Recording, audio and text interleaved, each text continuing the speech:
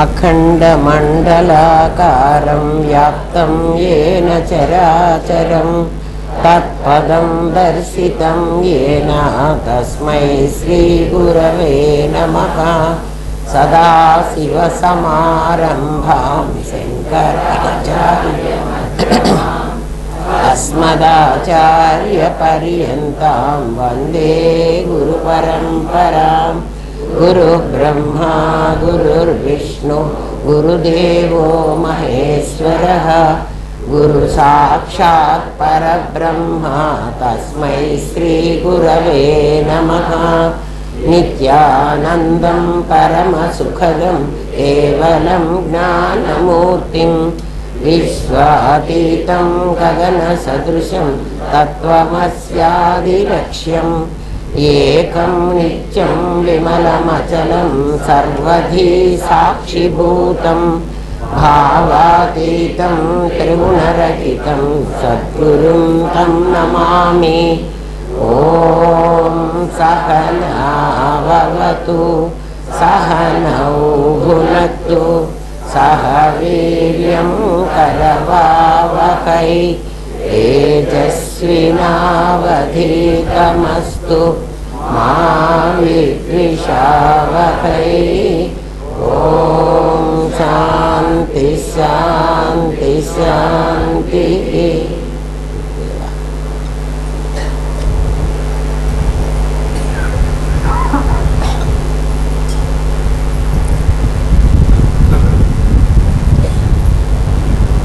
నిన్న సముద్రం గురించి చెప్పుకుంటూ అక్కడికి మనం ఆగిపోయినాం. సముద్రం మధ్య భాగమంతా గంభీరంగా ఉంటుంది. సుడిగుండాలు ఏర్పడతాయి. సుడిగుండాలు గుండ్రగా నీళ్లు తిరుగుతూ ఉంటాయి. తిరిగినప్పుడు దానికి ఒక ఆకారం వస్తుంది. సుడిగుండాలకి ఆకారం వచ్చింది. నురగలకి ఫేనానికి కూడా ఒక ఆకారం వస్తుంది కదా. అంటే అవి వేరువేరుగా ఉన్నాయి అంటామా? కాదు, అవి జలమే. జలము యొక్క మరొక రూపం అనాలే కానీ అది ఇంకొకటి తయారైంది అనకూడదు. ఇంతకుముందు మనం ఏమనుకున్నామంటే నాది వేరు నేను వేరు అని రెండు పదార్థాలు ఉన్నాయి అనుకున్నాం. నామరూపాలు వేరు, బంగారం వేరు కదా, మూల పదార్థం ఉపాదానం వేరు అనుకున్నాం. ఇప్పుడు వేరని చెప్పడంలే. ఒకడిని వెనక్కి పంపించి ఒకడు ముందుకు వచ్చాడంటే నిజంగా ఏం జరిగిందంటే ఉన్న పరమాత్మే నీకు నామరూపాలుగా కనిపిస్తున్నాడు. వాడు వేరే లేడు. అయితే ఈ నామరూపాలు పరమాత్మే అని అనుకోకుండా ఈ నామరూపాలు నేను అనేటువంటి ఒక భావం మనం పెంచుకున్నాం. ఆ భావమే జీవుడు. నిజంగా జీవుడు లేడు. ఇది ఎప్పుడైతే ఇది నేను అనుకున్నానో అంటే ఇది పరిమితమైంది. ఈ ఆకారం పరిమితమైంది. అది వేరు అంటోంది. తరంగం ఏమంటోందంటే సముద్రం కంటే నేను వేరు అనుకుందనుకో. నేను సముద్ర జలాన్నే అనుకుంటే దానికి నేను ఏ ఆకారంగా ఉన్నా సముద్ర జలాన్నే అనుకుంటే బాధ లేదు. అది అట్లా అనుకోకుండా ఏం చేసింది, నేను సముద్రం కంటే వేరు అనుకుంది. నేను ప్రత్యేకం. ఎందుకంటే నేను ఎవరినైనా తీసుకువెళ్ళి ముంచుకు రాగలను కదా. ముందుకు వెళ్ళి సముద్ర జలం కదలదు. ఇదైతే నేను ముందుకు పోగలను. ముందుకు పోయి ఇంకొకరిని లోపలికి లాక్కొని రాగలను. ఎందుకంటే నాకు అంత శక్తి ఉంది. నేను ఒక ప్రత్యేకము అని సముద్ర జలం ఎప్పుడైతే అనుకుంటుందో అది జీవుడు. ఇప్పుడు మీకు పోగొట్టదలిచింది ఏమిటి అంటే నేను జీవుడు అన్న భావం ఉన్న పరమాత్మ నేను జలం. ఆ జలం ఆ ధ్రువ ప్రాంతాల్లో ఉంటే అది ఐస్బర్గ్గా తయారైంది. అంటే గడ్డ కట్టింది. గడ్డ కట్టినంత మాత్రాన దానికి నామరూపాలు ప్రత్యేకంగా రాలే. వాతావరణం వల్ల అది గడ్డ కట్టింది. వాతావరణం వల్ల నాకు జీవత్వం వచ్చింది. ఏం వాతావరణం అంటే నేను ఈ తల్లిదండ్రుల కడుపులో పుట్టి ఇటువంటి వాతావరణంలో పెరుగుతుంటే కదా దీన్ని జీవుడు అని నేను అనుకుంటున్నా. ఎప్పుడైతే నేను ఈ భాగాన్ని జీవుడు అనుకున్నానో అంటే సముద్రాన్ని అలని సముద్రం కాదు నేను వేరుగా అలని అని ఎప్పుడైతే అనుకుంటానో నాకంటే భిన్నంగా నా మీదే ఉన్నటువంటి బుడగ కానీ ఫేనం కానీ నాకంటే వేరుగా కనపడుతుంది. ఎందుకంటే అలలాగా బుడగ ఉండదు కదా, ఫేనం ఉండదు, నురుగు ఉండదు. నురుగు తెల్లగా ఉంటుంది, చిన్న చిన్న చిన్న చిన్న బుడగల్లాగా ఉంటుంది. సముద్ర జలం అట్లా ఉండదు. సముద్ర జలం మామూలుగా ఉంటుంది. సముద్ర జలంలో అల ఎందుకు వచ్చింది అంటే, ఎక్కడైతే తీరం తక్కువగా ఉంటుందో, అంటే డెప్త్ తక్కువగా ఉన్న చోట అది ప్రెషర్ ఉంటుంది. ఆ ప్రెషర్ వల్ల అది అలలాగా బయటకు వస్తుంది. అంటే దగ్గర దగ్గర మనకి 1 కిలోమీటర్ దూరంలో ఉంటుంది అనుకుంటా, 2 కిలోమీటర్ల దూరంలోనూ ఉంటాయి అలలు. ఆ పైనుంచి వస్తూ మనకు కనపడతాయి కదా, దాని అవతల ఉండవు మనం అక్కడికి పోయి చూస్తే. ఎందుకు అట్లా ఉంటుందంటే సముద్రం లోతు తక్కువగా ఎక్కడ ఉంటే అక్కడ అల వస్తుంది.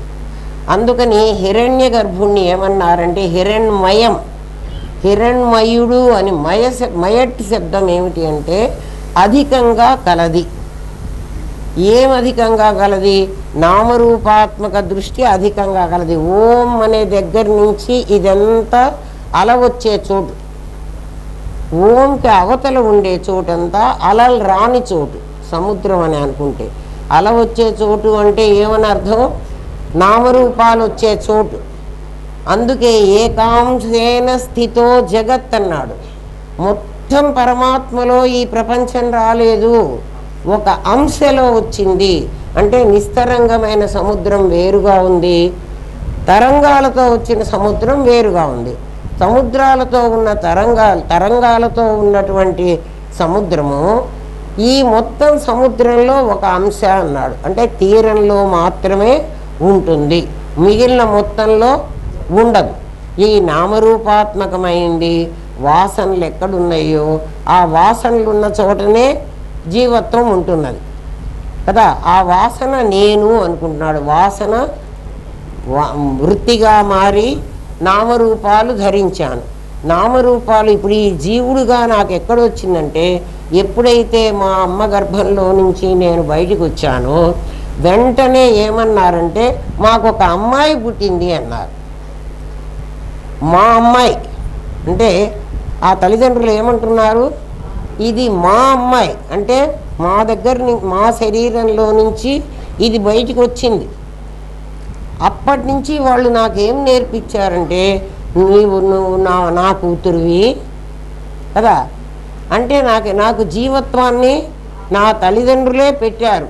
వాతావరణంలో మీకు వచ్చిందని అంటున్నానే, నా తల్లిదండ్రులే నాకు పెట్టారు.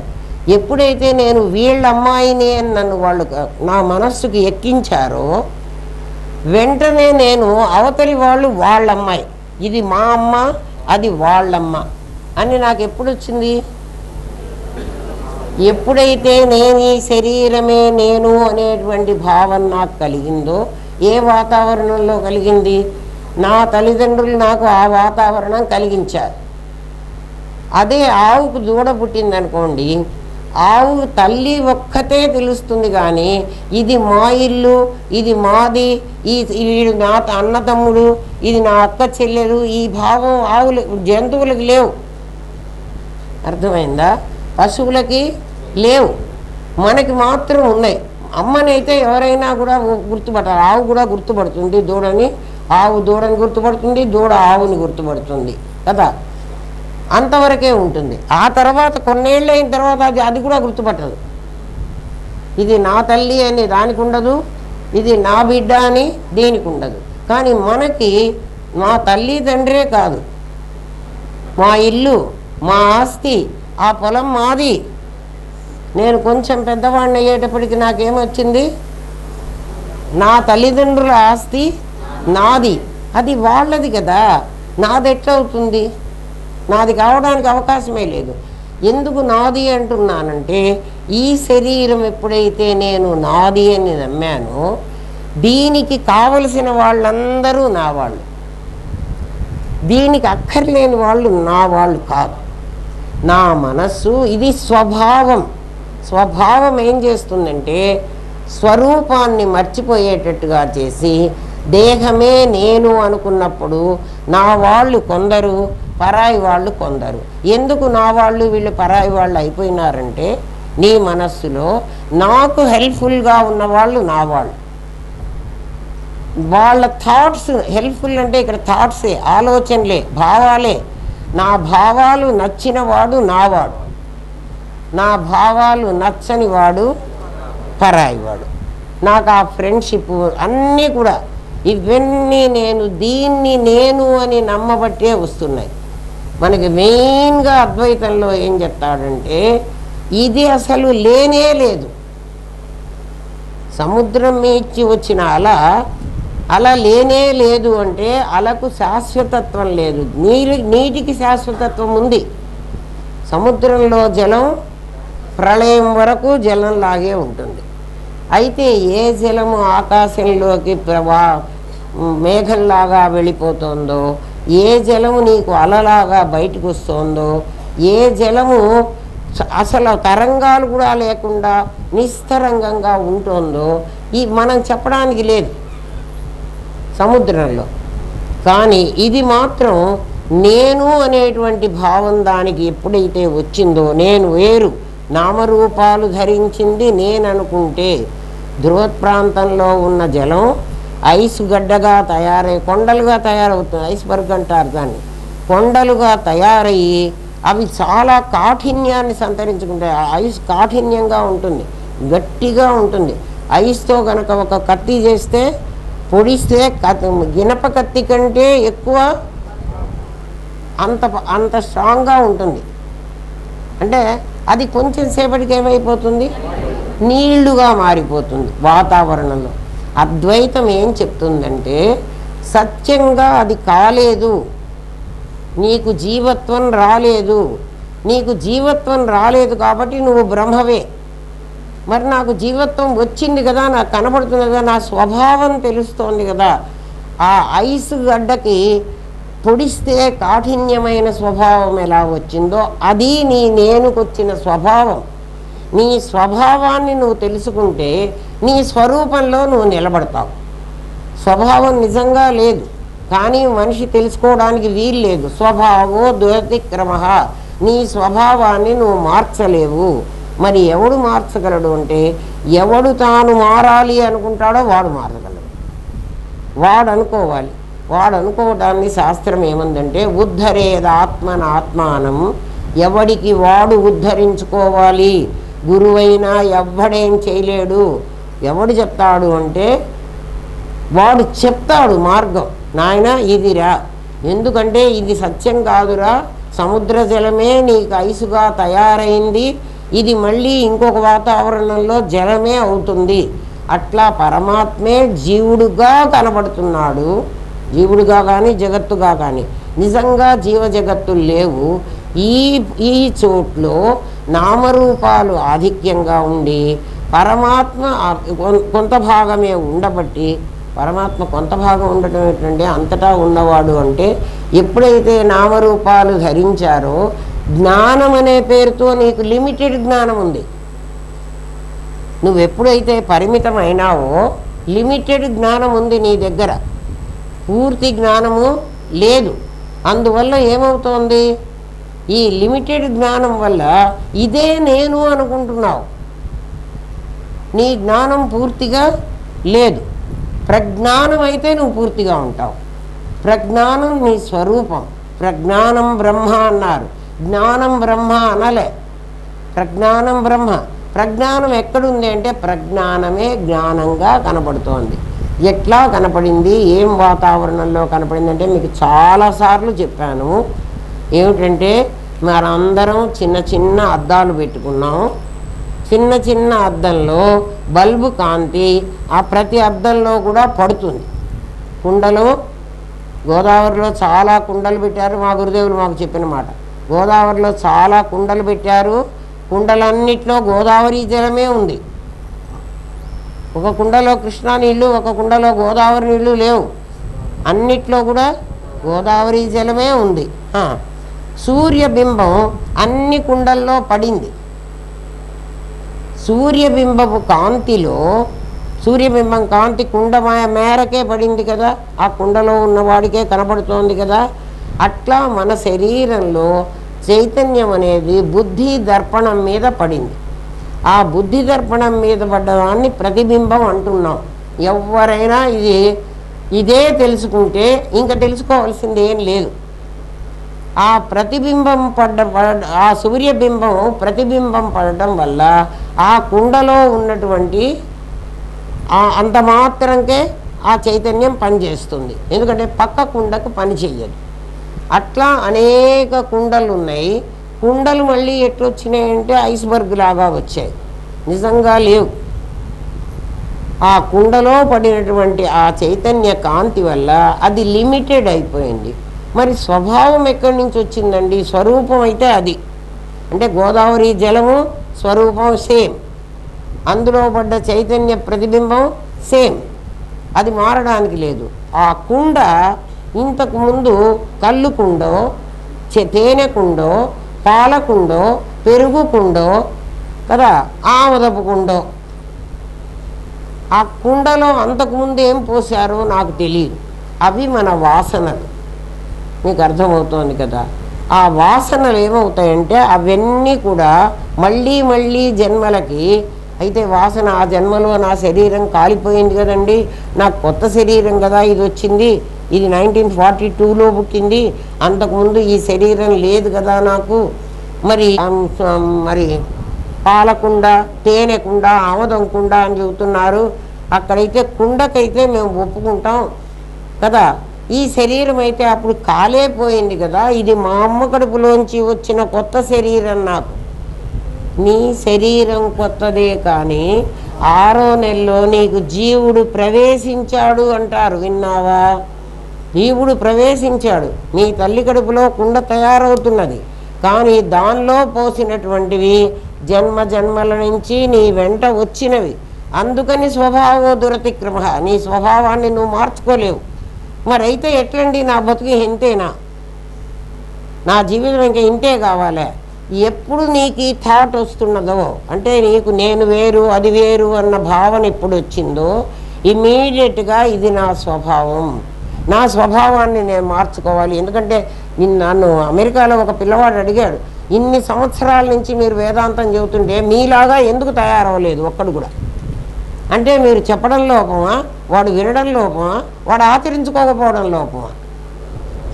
ఆచరించుకోవటంలే. ఇక్కడ వింటున్నారు అంటే గంటన్నర నేను పాఠం చెప్పి నా ఎనర్జీని నేను వేస్ట్ చేసుకుంటే అది నాకు నిజంగా వేస్ట్ అనిపిస్తుంది. ఎందుకని? మీరు మీ స్వభావం మార్చడానికి ప్రయత్నించడంలే. మిమ్మల్ని డబ్బులు ఖర్చు పెట్టమంటే మీరు మారద్దు. ఏమ్మా అక్కడికి పోతే డబ్బులన్నీ ఖర్చు అయిపోతాయి, మాకెందుకు ఈ గోల? మీరు అసలు ఏమీ ఖర్చు పెట్టక్కర్లే, మీ టైంను కూడా ఖర్చు పెట్టక్కర్లే. హాయిగా మీరు ఊరికే మీ ఇంట్లో మీరు పడుకుని స్వభావం బయటకు వచ్చినప్పుడల్లా అరే నేను లిమిటెడ్గా అయిపోతున్నాను, నేను స్వరూపం కదా, స్వరూపం ప్రజ్ఞానం బ్రహ్మ కదా, అది అంతటా ఉన్నది కదా, ఉన్నదని అక్కడ చెప్పారు, మేము ఒప్పుకున్నాము. మీరు ఒప్పుకోకపోతే ఇప్పుడే అడగండి, నన్ను మేము చేత ఒప్పిస్తారు స్వరూపాన్ని అని. మీకై మీరు గనక మార్చుకోవాలంటే స్వభావం అసలు లేదని తెలుస్తుంది. ఎట్లా తెలుస్తుందంటే, ఈ కళ్ళు కుండ, కళ్ళు లేదు, కుండే లేదు, కుండగా నాకు కనపడుతున్నది, కుండగా నాకు కనపడుతున్నది అసలు కుండ కాదు. ఏమిటి ఇది అంటే ఇది ఆభాస. వాసన లేదు, ఆభాస. ఆభాసకి నీడకేముంటుందిరా కదా. నేను ఇంకా అర్థం కావాలంటే మీకు ఎన్నిసార్లు అరుణ్ గోవిల్ గురించి చెప్పా కదా. అరుణ్ గోవిల్కు నేను అరుణ్ గోవిల్ అన్న సంగతి గుర్తున్నంతసేపు రాముడుగా వేసినా రావణాసురుడుగా వేసినా వాడికి నష్టం లేదు కదా. రాముడుగా వేసినా రావణాసురుడుగా వేసినా వాడికి నష్టం లేదు. రావణాసురుడు అంటే రావణాసురుడు వేషం వేస్తారు, నేను వేషం వేశాను కానీ నా స్వభావం నేను మార్చుకోను. నేను అరుణ్ గోవిల్గానే ఉంటా. లోపల అరుణ్ గోవిలు, బయట రాముడు. నువ్వు బయట రాముడుగా ఉండు కదా, బయట రాముడుగా అంటే నీ స్వభావంగా ఉండు, లోపల ప్రతి క్షణం నువ్వు తెలుసుకుంటూ ఉన్నావంటే. ఎందుకంటే వాసనాక్షయం అనేటువంటిది ఇంకో నెక్స్ట్ స్టేజ్ ఉంది. వాసనలన్నీ కాలిపోతే తప్ప నీ కుండ ఆభాసాన్ని నీకు తెలియదు. ఊరికే ఇప్పుడు థియరిటికల్గా తెలుస్తోందేమో నా కుండ ఆభాసాన్ని, ఎందుకు చెప్తున్నాం కదా. వాసనలు ఉన్నంతసేపు అది ఉండదు. వాసనలు ఉన్నాయి లేవు అని మేము ఎట్లా తెలుసుకోవాలండి? నువ్వు ఊరికే కూర్చో, నీకే ఆలోచన వచ్చిందా ఆ వాసన ఉంది. నీ వాసన అస్సలు ఊరుకోదు. అవి ఎట్లాంటివి అంటే పుట్టలో పాములు లాంటివి. పుట్టలో పాములన్నీ ఉంటాయి కదా, అవన్నీ మామూలుగా పడుకొని ఉంటాయి. ఊరికే కదిలి ఒక పాము ఇట్లా తలకాయ పైకి పెడుతుంది. చూడండి, మీరు పుట్ట దగ్గరికి వెళ్ళి చూడండి, పైకి రాదు, ఆ పుట్టలోనే లేస్తుంది. ఎవరు లేవమన్నాడు? పోనీ పుట్టలో లేవక్కర్లేదు, బుట్టలో పాము చూడండి. మన పామును వాడు బుట్ట తీసుకొస్తూ ఉంటాడు, ఆ బుట్టలో అది పడుకునే ఉంటుంది కదా. వాడు బుట్ట మూత తీయగానే, నీ బుట్ట మూత తీయడం ఎట్లా ఆడుతుంటే నీ థాట్ ప్రాసెస్, నీ ఆలోచన. నాకు వాసనలు లేవు అని ఎవ్వడు మాట్లాడవాకండి. ఎందుకంటే నువ్వు వాసనలను నువ్వు కనుక్కోలేకపోయినావు. నువ్వు కనుక్కో. వేదాంతం గంటన్నర విన్నందుకు ఇది లాభం. ఎందుకంటే నేనేం మారను, నేను రోజు పాఠం వింటానంటే ప్రయోజనం లేదు కదా.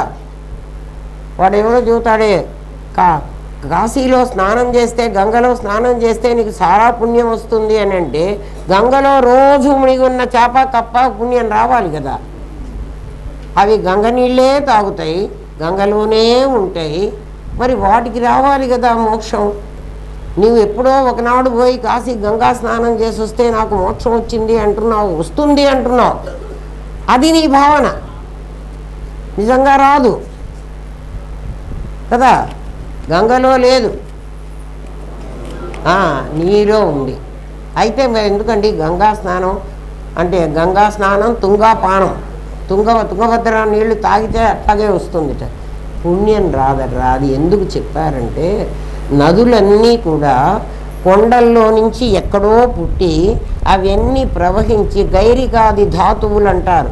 ఆ ధాతువులన్నీ ఆ మట్టి తనతో తీసుకొస్తుంది ఆ నీళ్లు. అవన్నీ తీసుకురావడం వల్ల వాడికి మెడిసినల్ వాల్యూ ఉంటుంది. ఆ మెడిసినల్ వాల్యూ వల్ల గంగాజలం నీకు 12 ఏళ్ళైనా అది పాడైపోదు, చెడిపోదు. మన నీళ్లు పాడైపోదు. బిందెలో పెడితే 3వ రోజు ఎట్లుంటే పైన ఒక లేయర్ వస్తుంది, చూడండి కావాలంటే. అందుకని దానికి మన వాళ్ళు ఏం చెప్పారంటే, నీ ఆరోగ్యం కూడా బాగుండాలి కాబట్టి గంగలో స్నానం చేసినప్పుడు కాసి నీళ్లు తాగుతావు కూడా, ఆ తాగినప్పుడు నీ ఆరోగ్యం బాగుంటుందని. కానీ ప్రస్తుత గంగ కాదు. మీరు గంగాజలం తాగాలనుకుంటే హరిద్వార్ దగ్గర గంగ కిందికి దిగుతుంది, నేల మీద టచ్ చేసేది హరిద్వార్లో. ఋషికేశ్లో కూడా కొండల్లోనే ఉంటుంది. హరిద్వార్కి వచ్చినప్పుడు గంగ నేలకి దిగుతుంది. ఆ దిగిన గంగ ఎలా ఉంటుందంటే, హరిద్వార్ వెళ్ళొచ్చిన వాళ్ళకి అందరికీ తెలిసి ఉంటుంది, మన మహానందిలో ఆ కొలనులో 5 పైసల బిళ్ళ వేస్తే కూడా ఎట్లా కనపడుతుందో, క్రిస్టల్ క్లీన్ అంటారు దాన్ని, అట్లా ఉంటుంది హరిద్వార్లో ప్రవహించిన గంగ అట్లా ఉంటుంది. ఆ గంగా జలం నిజంగానే అలాంటిది. తర్వాత మనం కాశీలో గంగ మాత్రం అన్ని శవాలు అన్నీ ఉంటాయి, బూడిదంటా ఉంటుంది. ఆ గంగాజలం నిజంగా స్నానం చేస్తే మనకి శవం బూడిద పూసుకుంటే ఎట్లుంటుందో అట్లుంటుంది కదా. పక్కనే మణికర్ణికా ఘాటుకు పక్కనే హరిశ్చంద్ర ఘాట్, అక్కడే తగలబెడుతూ కూడా ఉంటారు. మళ్ళీ మనం అక్కడికి పోవద్దులే. మన పెద్దలు మనకి ఎన్నో రకాలుగా మనకు అర్థం కావడానికి చెప్పారు, మనం అది అర్థం చేసుకోవాలి. ఎన్నాళ్ళు పాఠం విన్నా స్వభావాన్ని గనక మార్చుకోకపోతే, మార్చుకోవడం అంటే మీరేం మార్చలేరు, అది వచ్చినప్పుడల్లా నీకు వెంటనే లోపల నుంచి రావాలి, ఎవడో చెప్పకూడదు, నీకు లోపల నుంచి అది రావాలి. మన లోపల దాగి ఉంటుంది. అతతి చెప్పుకుంటున్నాం మనం. అతతిలో ఏముంటుంది? మన లోపల చాలా చెడ్డ గుణాలు, చాలా మంచి గుణాలు కదా. ఎందుకండి మాకు మంచి గుణాలు చెడ్డ గుణాలు ఇట్లంతా దేవుడు ఎందుకు పెట్టి పంపించాడు? వాడికి ఏం బుద్ధి లేదా? ఎందుకు అట్లా పెట్టాలి అంటే, నాయన నీ వాసనకు అనుకూలంగా నేను ఎవరినన్నా చంపాలి అని ఒక వాసన నాకు ఉందనుకోరా, చాలా ద్వేషం ఉంది, ఏమైనా అంటే నాకు చచ్చిపోయేటప్పటికి నాకు అట్లా ఉంది, వాడిని ఎవరినో ఒకడిని చంపాలి అని, ఎవరినన్నా సరే అటువంటి స్థితిలో నేను చంపలేక చచ్చిపోయినా. వాడిని చంపలేకపోయినా అంటే నాకైతే కోరిక వాడిని చంపాలని ఉంది. ఈ శరీరం మరి ఉండదు కదా, చచ్చిపోయింది. చచ్చిపోయిన తర్వాత నా వాసన ఏమవుతుంది? నా వాసన నా దగ్గర ఉంది. నేను ఎవరినో ఒకళ్ళని చంపాలి. నేను పుట్టినప్పటి నుంచి ఒక్కొక్కడు చెడ్డవాడుగా ఎందుకు పుడతాడు చెప్పండి? వాడి వాసన బలం. నువ్వేమన్నా చెయ్యి, వాడి వాసన పోదు. ఎప్పుడు పోతుంది అంటే వాడికి వాడు తెలుసుకుంటాడు, అరే నా వాసన ఇది, వాసన వల్ల కదా నేను ఇట్లా ఉంటున్నాను. రావణాసురుడికి ఆ వాసన ఉంది. రావణాసురుడికి అమ్మ చెప్పింది, ఎవరు చెప్పినా వాడు వినలే. మరి రావణాసురుడు చాలా గొప్పవాడు, అందులో బ్రాహ్మణుడు కదా, మరి బ్రహ్మజ్ఞానం పొందినవాడు కదా బ్రాహ్మణుడు, బ్రాహ్మణ వంశంలో పుట్టాడు కదా రావణాసురుడు. మరి రావణాసురుడికి ఈ చెడ్డ బుద్ధి ఏమిటి? ఈ చెడ్డ బుద్ధి రావణాసురుడికి లేదు. వాడి చెల్లెలు నీకు ఆ సీతను చాలా అందమైన అమ్మాయిని నీకు తెచ్చి పెడదామని నేను పోతే అది నిజంగా పోయింది. రాముణ్ణి లక్ష్మణున్నో ఎవరినో వాణ్ణి చేసుకోవాలని పోయింది. వాళ్ళు మేము అట్లాంటి వాళ్ళం కాదు, మాకు సంబంధం లేదు పొమ్మని ముక్కు చెవులు కోసి పంపించారు. ప్రతీకార వాంఛ దానికి, ఆ కుండకు ఆ వాంఛ ఉంది కదా. మనకు ఏ వాంఛ ఉంది అని మీరు ఊరికే కూర్చోండి, మీకు ఏ ఆలోచన మొట్టమొదటి వస్తుందో మీ వాసన అది. తర్వాత ఏమేమి ఆలోచనలు వస్తాయో ఆ వాసనలన్నీ రాసి పెట్టుకోండి. మీ స్వభావం అలాగే ఉంటుంది. అప్పుడు మీరు మార్చుకోవడానికి ప్రయత్నించవచ్చు. లేకపోతే నేను ఇంతే అంటే నేను ఇంతే అంటే నీ కర్మ, ఇంకా ఎవడేం చేయలేడు. అది ఏమ్మా ఇప్పుడు ఏం చెప్తున్నాడంటే, కొన్ని పెద్దవి కొన్ని చిన్నవి అయిన సుడిగుండాలు కొన్ని వాయుగుండాలుగా ఏర్పడి ఒకే నీరు చూడండి, ఆ నీళ్ళని సుడిగుండాలుగా ఏర్పడమని ఎవరు చెప్పారు? వాయుగుండంగా ఏర్పడమని ఎవడు చెప్పాడు? సుడిగుండమేమో లోపలికి వెళ్ళిపోతుంది కదా, వాయుగుండమేమో పైకి వచ్చి ఈ నీళ్ళన్నీ తీసుకొచ్చి, బంగాళాఖాతంలో వాయుగుండం వచ్చింది అందుకని మీకు అందరికీ వర్షాలు వస్తాయి, తుఫాన్లు వస్తాయి అని చెప్తాడు. వాతావరణ శాఖ అదొక శాఖ ఉంది, వాడు చెప్తాడు. ఎందుకు ఈ జలం ఇట్లా ఉంటుంది? ఆ జలంలో నామరూపాలు ధరించవలసిన జలం, నామరూపాలు ఎవరు ధరిస్తారు? ఏకాంశేన, ఒక భాగం మాత్రమే. పరమాత్మ 100 భాగాలుంటే 100 ఘనం కదా, ఘనం 100 భాగాలు ఉంటుంది, 10% కదా. ఒక్క భాగం నామరూపాల జగత్ అయింది. మిగిలిన నామరూపాలు అంటే మనం ఒక్కళ్ళం కాదరా, జరాయుజ స్వేదజ అండజ అవన్నీ ఎన్ని స్పీషీస్ ఉన్నాయి, 4 కేటగిరీస్. వాటిల్లో మళ్ళీ ఒక్కొక్క దాంట్లో ఎన్నెన్నో. అవి కాక ఇప్పుడు హైబ్రిడ్ అని కొత్తగా పెడుతున్నాడు. దీని పార్ట్ కొంత దీని పార్ట్ కొంత కలిసి ఇంకో కొత్తది. ఈ సృష్టించేవాడు వీడు బ్రహ్మ. ఎవడు? ఈ చేసేవాడు కదా. చూడండి బ్రహ్మ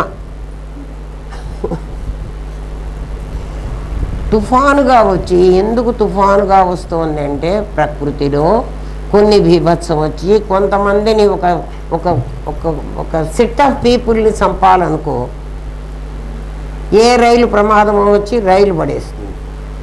కొంతమందినే చంపాలనుకో ఏ విమానమో కూలిపోతుంది.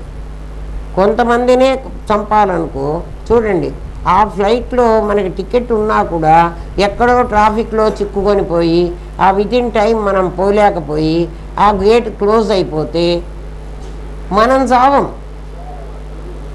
ఎవడెవడు చావాలో ఇదంతా విధి నిర్ణయం అంటారు. విధి ఎట్లా నిర్ణయిస్తుంది అంటే ఒక్కొక్క వాసనకి ఒక్కొక్క టైం ఇస్తాడు. దేశ కాల వస్తు అనేటువంటిది ఒకటి జగత్తు. నామ రూప క్రియ. నేను ఒక ఆలోచన, ఒక రూపం ధరించాను, ఒక ఫంక్షన్ చేస్తున్నాను. ఒక ఫారం, ఒక ఫంక్షన్. ఇదిగో ఇది ఒక ఫారం, ఇది ఒక ఫంక్షన్. ఎందుకంటే ఇది వెయ్యడానికి రాముడు అరుణ్ గోవిలు రాముడి వేషం వేసి రాముడుగా నటించాలి. అట్లా నిజంగా రాముడు పరమాత్మే. అందుకే చెప్పాడు కృష్ణుడు, ఏమన్నాడు, యదా యదా హి ధర్మస్య గ్లానిర్భవతి భారత అభ్యుత్థానమధర్మస్య తదాత్మానం సృజామ్యహం.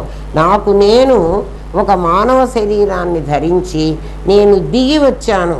దిగి వచ్చినందుకే మనకి ముందు కాళ్ళు వస్తాయి, తర్వాత మనిషి అంతా వస్తాడు. కానీ మన మనుషులు ఎట్లా వస్తున్నారంటే ముందు తల వస్తుంది, అంతే రివర్స్ ఇదంతా. అందుకే దృష్టి జ్ఞానమయీం కృత్వ. ఇది ఎట్లాగంటే సైన్స్లో మన కెమెరా ఫోటో తీసేవాడు మన ఫోటో తీస్తే అది తలకిందులుగా పడుతుంది, మన రెటీనా మీద కూడా తలకిందులుగా పడుతుంది. భగవద్గీత ఈ సంగతి చెప్పింది. ఊర్ధ్వమూలమధశాకం అశ్వత్థం, అశ్వత్థ వృక్షం ఎట్లాంటిదంటే దానికి ఊర్ధ్వమూలం, దాని వేళ్ళు పైన ఉంటాయి, దాని ఆకులు కింద ఉంటాయి. ఛందాంసి యస్య పర్ణాని, ఎక్కడైనా ఆ ఆకులను బట్టి, ఆకులు ఎందుకు ఉంటున్నాయంటే ఆకులను బట్టి ఆ చెట్టు యొక్క రూపాన్ని మనం గుర్తించాలి.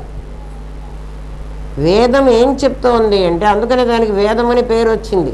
వేదాన్ని బట్టి ఆ పరమాత్మని మనం గుర్తించాలి కదా.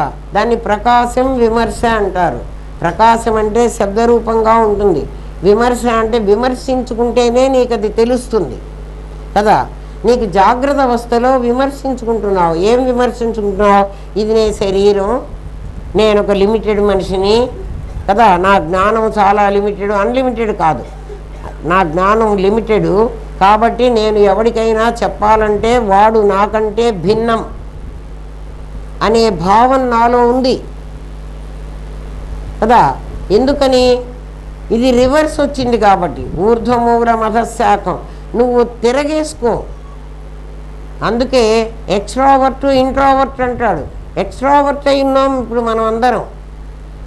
ఎక్స్ట్రావర్ట్ అంటే ఏమిటి? బయట చూస్తున్నాం. బయట ఏముందంటే బయట నామరూపాలు కనబడుతున్నాయి, అవి సత్యంగా కనబడుతున్నాయి. అవి సత్యమే. ఏవి సత్యం? అవి అసత్యం కాదు. దాని లోపల ఏముంది? ప్రజ్ఞాన ఘనం ఉంది. ప్రజ్ఞాన ఘనం సత్యమే కదా. సత్యమే ఈ రూపం ధరించి నాకు కనబడుతోంది. సత్యం వేరే, ఈ రూపం వేరే లేవు. నాకు కనబడుతున్నవన్నీ కూడా, నాకు కనబడుతున్నదంతా వాస్తవం. వాస్తవం అంటే అది వస్తువు. మరి నేను చూస్తున్నది ఆభాస. అంటే అక్కడ ఉన్నది ఒకటి, నేను చూసేది ఒకటి. మీకు ఇంకా అర్థం అవ్వాలంటే చెప్తా చూడండి. అక్కడ ఉన్నది తాడు, నేను చూసింది పాము. నేను చూసినట్టుగా నువ్వు ఉండమని నేను తాడుకు చెప్పడానికి వీల్లేదు. అక్కడ ఉన్నది పరమాత్మ, నేను చూస్తున్నది భరత్ను రవిని. భరత్ రవి పాములు. అంటే పాములు అంటే నా భావనలో వాడు ఎవడమ్మా అంటే అయ్యో నాకు తెలియదమ్మా వాడు అంటుంది. నేనేమంటాను? వాడు నాకు తెలుసు, వాడు రవి అంట. వాడు రవి అని నాకు తెలుసు. నాకు తెలుసు అంటే అర్థం ఏంటి? నా భావనలో అక్కడ వాడు తాడే ఉన్నప్పటికీ నేను వాడిని పాముగా చూశాను. నువ్వు చూసావు, నా తప్పే ఉంది అంటాడు వాడు. ఎవడు? ఆ తాడుగాడు. నువ్వెందుకే పాముగా కనిపించావు అంటే నేను కనపడలేదబ్బా, నేను ముందు కూడా తాడుగానే ఉన్నాను, ఇప్పుడు కూడా తాడుగానే ఉన్నాను. నువ్వు దీపం తెస్తే నేను తాడుగా మారలేదు, నేను ఎప్పుడూ తాడుగానే ఉన్నాను. మరి నువ్వేం చేసావు అంటే నువ్వు తాడుని చూడలేక పామును చూసావు. తాడును చూడలేని నీది అజ్ఞానం. అజ్ఞానం అంటే జ్ఞానం లేకపోవడం కదా. జ్ఞానం లేకపోతే నష్టం లేదురా. కానీ నీవు ఊహించిన దాన్ని నా మీదేసావు. నువ్వేమని ఊహించావు? పామును ఊహించావు. పామును నా మీద పడేసావు కదా. పామును నా మీద పడేస్తే నువ్వు పడేస్తే నేను పాములాగా మారాలా? నేను మారను. నీకు సత్యం తెలిస్తే పరమాత్మ ఎప్పుడూ ప్రపంచంగా మారలేదు. పరమాత్మ ప్రపంచంగా మారలే. పరమాత్మలో అనేక వాసనలు ఉన్నాయి. ఆ వాసనల లక్షణం అవి రిలేటివ్. విత్తనం ఉంటేనే చెట్టు వస్తుంది. అట్లా వాసనలే వృత్తిగా మారి నీకు దేహాలుగా కనబడుతున్నాయి. ఆ దేహాలుగా కనబడడానికి మనకి ఏం పనికి వస్తున్నాయి? పంచభూతాలు పనికి వస్తున్నాయి. పంచభూతాలు లేకపోతే దేహం తయారు కాదు. అంటే మట్టి కుండగా తయారవడానికి ముందు మట్టిలో కుండ ఉంది. మట్టిలో కుండ ఉండకపోతే కుండ రావడానికి లేదు కదా. మట్టిలో నుంచి కాకుండా ఈ చెక్కలో నుంచి కుండంది రావు. ఏది దేంట్లో నుంచి తయారవుతుందో దాంట్లో నుంచే అది వస్తుంది. దాంట్లో నుంచి వచ్చినప్పుడు దాని లక్షణాలు దీనికి ఉంటాయి. ఎవరికి ఉంటాయి? ఏ వస్తువు దేంట్లో నుంచి వచ్చిందో దాని లక్షణాలు ఉంటాయి. ఇప్పుడు మరి మేము పరమాత్మలో నుంచి వస్తే మరి మాకు పరమాత్మ లక్షణాలు లేవు కదండి. జ్ఞానం ఉంది కదరా, అది పరమాత్మ లక్షణమే. ఎవడన్నా నాకు జ్ఞానం లేదు అనండి కదా. నాకు దేహం లేదు అనమంట. నీ జ్ఞానానికి దేహం ఉంది. జ్ఞానం తను ఏమన్నా తన వాసనకు అనుకూలంగా అది పనిచేయాలి కదురా. ఆ జ్ఞానం ఈ శరీరాన్ని తెచ్చుకుంది, దాన్ని వాసన అనాలి. ఆ వాసన క్షయమైతే, ఎప్పుడైతే వాసనలు క్షయిస్తాయో, వాసనలు క్షయించడం అంటే వాసన వల్ల నాకు జన్మ వస్తోంది, నాకు జన్మ రాకుండా ఉండాలంటే నాకు వాసన ఉండకూడదు. వాసన అంటే స్మెల్ కాదు. మళ్ళీ స్మెల్ అనుకుంటే పొరపాటు పడితే చస్తుంది మళ్ళీ కదా. వాసన క్షయం ఏ రోజు అవుతుందో ఆ క్షణం నీకు తత్వజ్ఞానం కలుగుతుంది అంటున్నాడు. అన్నీ ఏకకాలంలో కలుగుతాయట. తత్వజ్ఞానం అంటే ఏమిటి? తత్ అనేటువంటి వాడెక్కడో ఉన్నాడు అని, త్వం అనేవాడు ఇక్కడున్నాడని నువ్వు ఇప్పటి వరకు డ్యూయల్టీ సంపాదించుకున్నావు. పరమాత్మ ఎక్కడున్నాడు?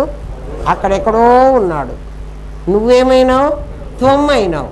ఎందుకంటే లిమిటెడ్ త్వం, అన్లిమిటెడ్ తత్ కదా. తత్తు త్వమసి అనే కదా మనకు చెప్పింది మొట్టమొదట్లో. తత్పదార్థం, త్వం పదార్థం, ఒక తత్తే త్వం అసి అయ్యున్నది. తత్తే త్వం అయ్యున్నది. తత్వజ్ఞానం అంటే తత్ అనేవాడు వేరే లేడు, నేను ఆ తత్తునే కదా. నేను ఆ తత్తునే. త్వం అనేవాడు అసలు పోయినాడు. తత్తు త్వమ్ము అని ఎప్పుడంటాను అంటే వాడికి ఒక నామరూపాలు ఇచ్చి నాకొక నామరూపాలు ఉంటే వాడు నేను అనేటువంటి మాటలు వస్తాయి. వాడు నేను లేకపోతే ఇంకా ఇది మీకు అర్థం అవడానికి చెప్తాను. నాకు కాసుల పేరు కంటే వడ్డాణము ఉన్నాయి. బంగారంగా సేమ్. కాసుల పేరుగా ఉంటే అది నేను మెళ్ళో వేసుకోవాలి, వడ్డాణంగా ఉంటే నేను నడుముకే పెట్టుకోవాలి. కాసుల పేరును మెళ్ళో వేసుకోలేక వడ్డాణాన్ని మెళ్ళో వేసుకోలేను. అంటే నామరూపాలుగా ఉంటే వాటి యూసేజ్ వేరుగా ఉంటుంది. బంగారంగా ఉంటే వాటికి ప్రత్యేకమైన ఇది వడ్డాణము, ఇది కాసుల పేరు అనే పేర్లు ఉండవు. ఎప్పుడు పేర్లు ఉండవంటే ఎప్పుడు ఉపయోగం కూడా ఉండదు. ఇప్పుడు నేను వాసన వల్ల భానుమతిని అయినాను కాబట్టి నా వాసన లేకపోతే నేను బంగారంగా ఉంటాను, నేనేం వాడుకోవడానికి లేదు. అర్థమైందా? నగలు చూస్తే మీకు అర్థం కావాలి. నగలాగా ఉంటే వాడుకోవడానికి ఉపయోగానికి రావాలంటే మళ్ళీ ప్రపంచంలోకి రావాలరా కదా. ఎవడికి జన్మ లేకుండా పోతుంది? ఎవడు 25,000 కూడా ఖర్చు పెట్టుకొని ఏం మిగల్చుకోకుండా కొంపకొస్తాడో వాడు. అంటే మనం వాసనలు పెంచుకుని మళ్ళీ ఊరికే పోతున్నంటారా ఈ ప్రపంచంలో నుంచి వెళ్ళేటప్పుడు మళ్ళీ మనకి ఎన్ని కోరికలు ఉన్నాయా లేవా అంటే ఎవడికి వాడు అబే నాకేం కోరికలు లేవండి పైకి మాట్లాడదు. నిజంగా నువ్వు ఒంటరిగా కూర్చొని నువ్వు టెస్ట్ చేసుకో, నీకు ఎన్ని కోరికలు ఉన్నాయో బయటపడతాయి. రాసుకో, ఎన్ని తీరినాయి, ఎన్ని తీరాలి, ఎన్ని తీరక్కర్లేదు, మళ్ళీ ఇంకా ఎన్ని సంపాదించుకోవాలి. నిజంగా చూడ మరి నేను చాలా నిజం చెప్తున్నా. ఈ ప్రపంచంలోకి మళ్ళీ రావాలి అనే కోరిక చాలు. అదొక్క కోరిక ఉంటే అదే కావలసినంత సరంజామా తీసుకొస్తుంది కదా. ఎందుకంటే ఇప్పుడు మనం ఢిల్లీ వెళ్ళాలి అని అనుకున్నాం, ఒక్కసారి అనుకుందాన్రా కదా, కాశీకి వెళ్ళాలో ఢిల్లీకి వెళ్ళాలో, లేకపోతే ఇప్పుడు ఈ మధ్యన కోరిక చాలా ఎక్కువగా ఉంది ఏమిటంటే అయోధ్యకు పోవాలి అనుకున్నాం అనుకోండి. ఊరికే సంకల్పం మాత్రం చేత మనం అయోధ్యకు పోతే బాగుంటుంది అని అనుకున్నాం అనుకోండి, వెంటనే మనకి ఏం కావాలి? జ్ఞానశక్తి ఇచ్చ అయిపోయింది, జ్ఞానశక్తి పనిచేస్తుంది. అయోధ్యకు వెళ్ళాలంటే ఫ్లైట్లో పోవాలంటే ఇన్ని డబ్బులు కావాలి, రైల్లో పోవాలంటే ఎన్ని డబ్బులు కావాలి కదా. గౌస్ దగ్గర చెప్పుకొని మనం ట్రావెల్లో పోతే ఇంకా కాస్త తక్కువ అవుతుంది. అక్కడ మళ్ళీ హోటల్లో దిగాలంటే ఇన్ని కావాలి కదా. ఇవన్నీ వరుసను వచ్చినాయో రాలేదా? ఒక్క ఆలోచన ఎన్ని తెచ్చింది?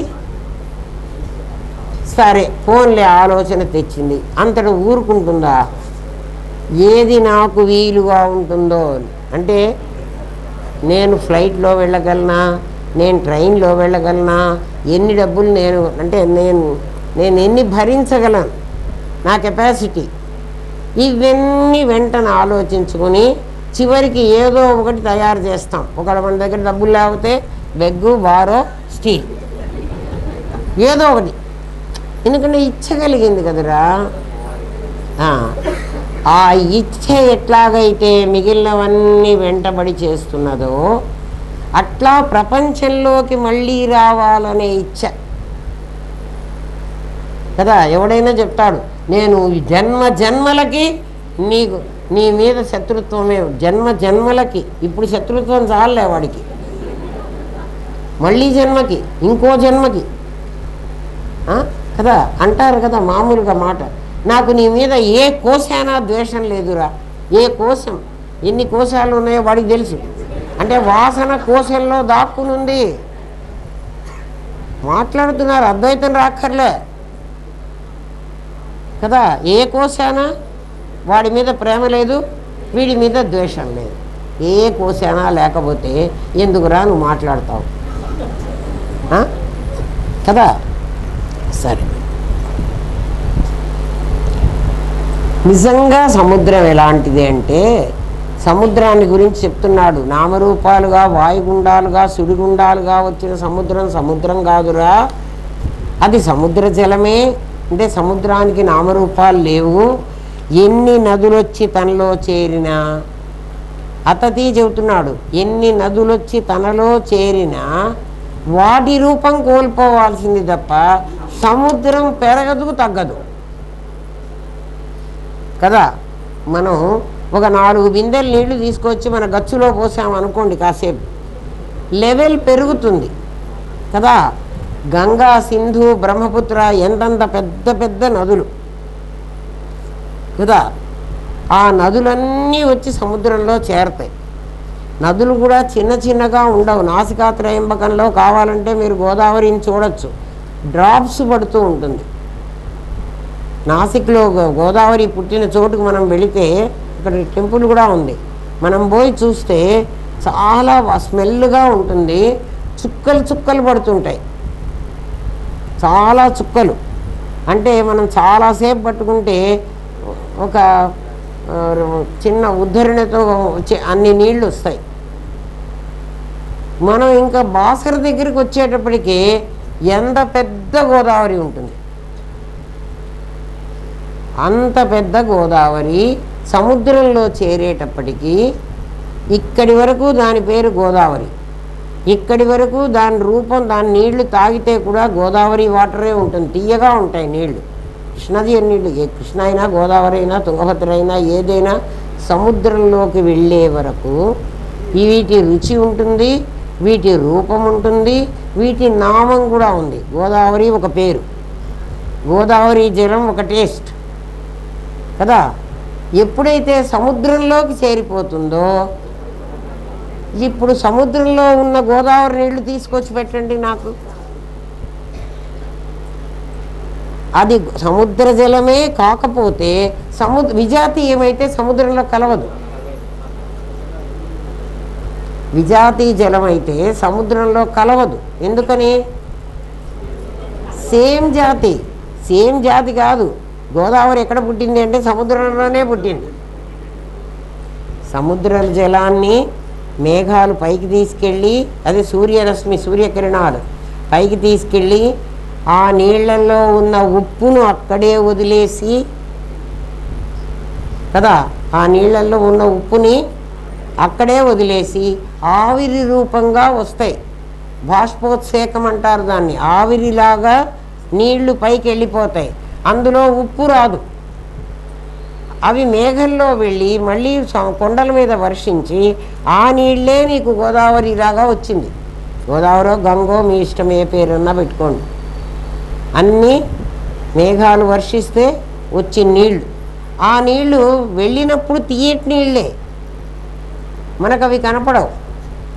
ఆ మేఘంలో ఉన్నప్పుడు గడ్డగట్టినప్పుడు తీయటి నీళ్ళే. మీరు ఫ్లైట్లో వెళ్ళినప్పుడు మేఘాలు చూడండి, గడ్డగట్టి మంచుగడ్డలు కనపడుతూ ఉంటాయి, మన ఫ్లైట్ కన్నా పైన ఉంటాయి, చూడండి. మళ్ళీ ఆ నీళ్లు అలాంటి నీళ్ళే వచ్చి సముద్రంలో చేరుతున్నాయి. మరి ఈ మధ్యకాలంలో దాన్ని గంగా గోదావరి అని పేరు వచ్చింది. మధ్యకాలంలో నీకు రవి భరత్ అని వాడికి పేరు వచ్చింది కదా. అంతకుముందు నువ్వు సముద్రానివి, నువ్వు ప్రజ్ఞాన ఘనానివి. మధ్యకాలంలో ఏమైనావు? ఎందుకు పోయింది అంటే అది కూడా చాలా మంచి విషయం. ఒక పుస్తకంలో చదివాను నేను. సముద్ర జలంట ఆ పైన నక్షత్రాలను చూసి అవి ఎంత పైన ఉన్నాయి, మేము ఇంత కింద ఉన్నాం కదా, ఏమి ఎంత అన్యాయము, దేవుడు చాలా మాకు అన్యాయం చేశాడు, ఎట్లయినా మమ్మల్ని ఆ నక్షత్రాల దగ్గరికి తీసుకెళ్ళమని పాపం భక్తితో సూర్యుడిని అడుక్కున్నాయి. పాపం ఎంతో భక్తిగా అడిగినాయి కదా, అట్లాగే తీసుకెళ్తాలే అమ్మా, పెద్ద నాకేం కష్టం ఉంది, ఇంకా కాస్త ఎండాకాలం తపనం బాగా తప్పించానంటే ఇవి మీరందరూ పైకి వస్తారని. పైకి వెళ్ళేటప్పటికి వీటి రూపం కోల్పోతున్నాయి. వాటి రూపం కోల్పోయి పైకి వెళ్ళేటప్పటికి వాటికి చాలా బాధ కలిగిందిట. అయ్యయ్యో మేము సముద్రాన్ని వదిలిపోతున్నామే కదా, పైకి పోయేటప్పటికి మా రూపం లేకుండా పోయిందే, మా రూపం ఏమిటి? జలం లేకుండా పోయిందని అక్కడ మేఘాల దాకా పోయిన తర్వాత ఇంకా పైకి ఆ నక్షత్రాలు ఇంకా పైన ఉన్నాయి. అరే మేము అక్కడికి పోవాలంటే మీరు అక్కడికి పోలేరు, మీరు ఇక్కడే తిరుగుతూ ఉంటారు, ఇంతవరకే మేము తెచ్చామన్నారు సూర్యకిరణాలు. తర్వాత ఇంకా వెళ్ళలేవు. ఇంకా కాస్త అవి అట్లాగే ప్రవహించి చివరికి గాలి తగలంగానే కొండల మీద వర్షించినాయి. ఫోన్లే వర్షించాము, మా సముద్రానికి మేము చేరుకోవాలి అని గబగబా ప్రయాణం చేసి పరిగెత్తుకొచ్చినాయి. వాటికి కోరిక కలగబట్టి కదా సముద్రంలో ఉండకుండా పైకి వెళదామని ఆ జలమే పైకి వెళ్ళింది, సముద్ర జలం అంతా వెళ్ళలే. అట్లా ఈ ప్రపంచంలో నామరూపాలుగా రావాలన్న నీ కోరిక వల్ల నామరూపాలుగా వచ్చావు. నామరూపాలుగా వచ్చి గంగా గోదావరి లాగా ఉంటున్నావు. మధ్యలో ఏం చేశారంటే ఎవడో ఒక ఇంజనీర్ చూశాడు, దానికి ఆనకట్ట కట్టేశాడు. సముద్రానికి ఎట్లా పోతావు, ఇక్కడ ఆగు, నిన్ను ఇక్కడ పెట్టేస్తాను. వాడు పాపం కట్టిపెట్టి పొలాల్లో పంటలకు ఉపయోగించుకుంటున్నాడు. లేకపోతే సముద్ర జలం పొలాలకు ఎక్కడొస్తుంది? రాలేదు కదా. వాడు ఎంతసేపు ఉన్నా కూడా నేను ఎట్లాగైనా నా సముద్రానికి పోవాలని ఎట్లా ప్రయాణం చేసి పగలగొట్టుకుని ఆ ప్రాజెక్టులన్నీ కొట్టుకునైనా పోదామని చూస్తుంటుందిట. అంత ప్రయత్నం చేసి తన ఇండివిజువాలిటీ నిలుపుకోకుండా అది సముద్రంలోకి వెళ్ళగానే సముద్రం అయిపోయింది. మనం అందరం నామరూపం ధరించినటువంటి దేహాలుగా ఉండి చూడండి. అంటే ఏమి అవి కోరినాయి కదా. సముద్రంలో ఉన్నప్పుడు నక్షత్రాల దగ్గరికి వెళ్ళాలనుకున్నాయి, ఎట్లా వెళతాయి? కాళ్ళు లేవు, చేతులు లేవు. మనం కూడా అట్లా కోరికలు కోరుకునే ఈ ప్రపంచంలోకి వచ్చాం. ఈ ప్రపంచంలో అన్నీ అనుభవించాం. మళ్ళీ ఇక్కడ కట్టగట్టి మళ్ళించి దారి మళ్ళించారు. దారి మళ్ళించి ఏం చేశారు? ధనేషణ దారేషణ పుత్రేషణ, పంటలు పండిస్తున్నారు. సంతానం కలిగింది అదే కదా. పాపం వాటి రూపం పోయి అవి అన్నమై కూర్చున్నాయి. ఆ అన్నం ఏమవుతోంది? ఇంకొక అన్నాదుని తీసి మళ్ళీ ఇంకొకరిని తయారు చేస్తోంది. పంట పొలాలకు ఉపయోగించారు చివరికి మళ్ళీ. మన దారి మళ్ళించారు. దారి మళ్ళిస్తే 3 దారి మళ్ళానరా, మళ్ళీ దారికి రండి. ఎందుకంటే అది పగలగొట్టుకునైనా సరే దారికి వద్దామని చూస్తుంది. చూడండి, పంట పొలాల్లోకి పంపించిన నీరు మళ్ళీ ఆవిరై పైకి పోతానంటుంది. ఎండిపోతున్నాయి కదా, ఆవిరై పైకి పోవడం అంటే ఏమిటి? మళ్ళీ నా సముద్రంలోకి నేను అట్లా వెళ్తానేమోనని. ఆ వెళ్ళడమే స్వర్గ నరకాలు. నిజంగా సముద్రంలోకి వెళ్ళలేదు, అది నదిలో ఉంటే సముద్రంలోకి వెళ్ళగలదు, కానీ అది పైకి పోదామని అనుకుంది. పైకి పోతే నేను వెళతానేమోనని. పైకి పోతే మేఘం అవుతా కదా, మేఘమై మళ్ళీ నేను మేఘమై సముద్రంలోకి పోదు, అది కొండల మీదే పోతుంది కదా. ఆలోచించండి, నామరూపాలు అవి. సముద్రం, గంగా, గోదావరి, కృష్ణ, కావేరి నామరూపాలను వాటి స్వభావమైన తీయదనాన్ని తనలో చేర్చుకుని తాను పొంగక కుంగక అలాగే ఉంటుంది. మళ్ళీ ఎప్పుడైనా ఈ నీళ్లు నది నీళ్లు సముద్రంలోకి వచ్చిన తర్వాత మళ్ళీ పైకి వెళ్ళాలి అంటే అవి వెళ్ళచ్చు. బుద్ధి వచ్చింది కదా, వెళ్ళక్కర్లేదంటే ఉండొచ్చు. పైకి వెళుతున్నాయంటే జన్మలకు వెళుతున్నాయి, లేకపోతే సముద్రంలోనే ఉంటాయి కదా. మనం కూడా మరి స్వర్గ నరకాలకు వెళతాము, మరి జన్మలకు వెళతాము. అన్నీ వాసన మీద ఆధారపడి ఉన్నాయి. వాసన అంటే నీ కోరిక. నా కోరిక ఎక్కడుంది అని అరవాకండి, ఖచ్చితంగా ఉంటుంది ప్రతి ఒక్కడికి కదా. చాలా వరకు 3 మీదే కోరిక ఉంటుంది. ఆ 3లోనే ఇంకా ఇంకా ఇంకా ఇంకా కావాలి. ఎవడైనా టెస్ట్ చేసుకుంటారా? నా ఎదురు కాదు. భగవంతుడిని ఏమని కోరుతున్నారా? దేవుడి దగ్గర గుడికి వెళ్తారు కదా, వెంకటేశ్వర స్వామి దగ్గరికి. వెంకటేశ్వర స్వామి ముందర నిలబడి ఎవరైనా ఈ 3 కాకుండా ఎవడైనా ఏమన్నా కోరాడా చెప్పండి? ఒక్కడు ఎవడేం కోరరు. అంటే నీ ఉద్దేశం ఏమిటి? మళ్ళీ మళ్ళీ నేను ఇక్కడే ఉండాలి. ఇక్కడే ఉండాలంటే నువ్వు ఇవే కోరతావు. అహం ఆత్మా గుడాకేశ సర్వభూతాశయ స్థిత అహం ఆదిత్య మధ్యంచ భూతానామంత ఏవచ. పరమాత్మ చెప్పాడు, ఒరే నేను నాది 2 ఉన్నాయని అనుకుంటున్నావేమో, నేను నాది 2 లేవురా. అహం ఆదిత్య మధ్యంచ భూతానాం అంత ఏవచ. ఈ భూతాలంటే మనం ప్రాణులు. భూతం అంటే దయ్యం భూతం కాదు, ప్రాణులు. ఈ ప్రాణులకు మొదట్లో ఆదిత్య మధ్యంచ అంత ఏవచ అంటే ప్రారంభంలో, మధ్యలో, చివరిలో కూడా అహం ఆదిత్య నేనే ఆత్మ. అహమాత్మ గుడాకేశ. గుడాక ఈశ అంటే నిద్రను జయించినవాడా. నిద్ర అంటే తమస్సు. తమస్సును ఎవడు జయించాడో వాడు గుడాకేశుడు.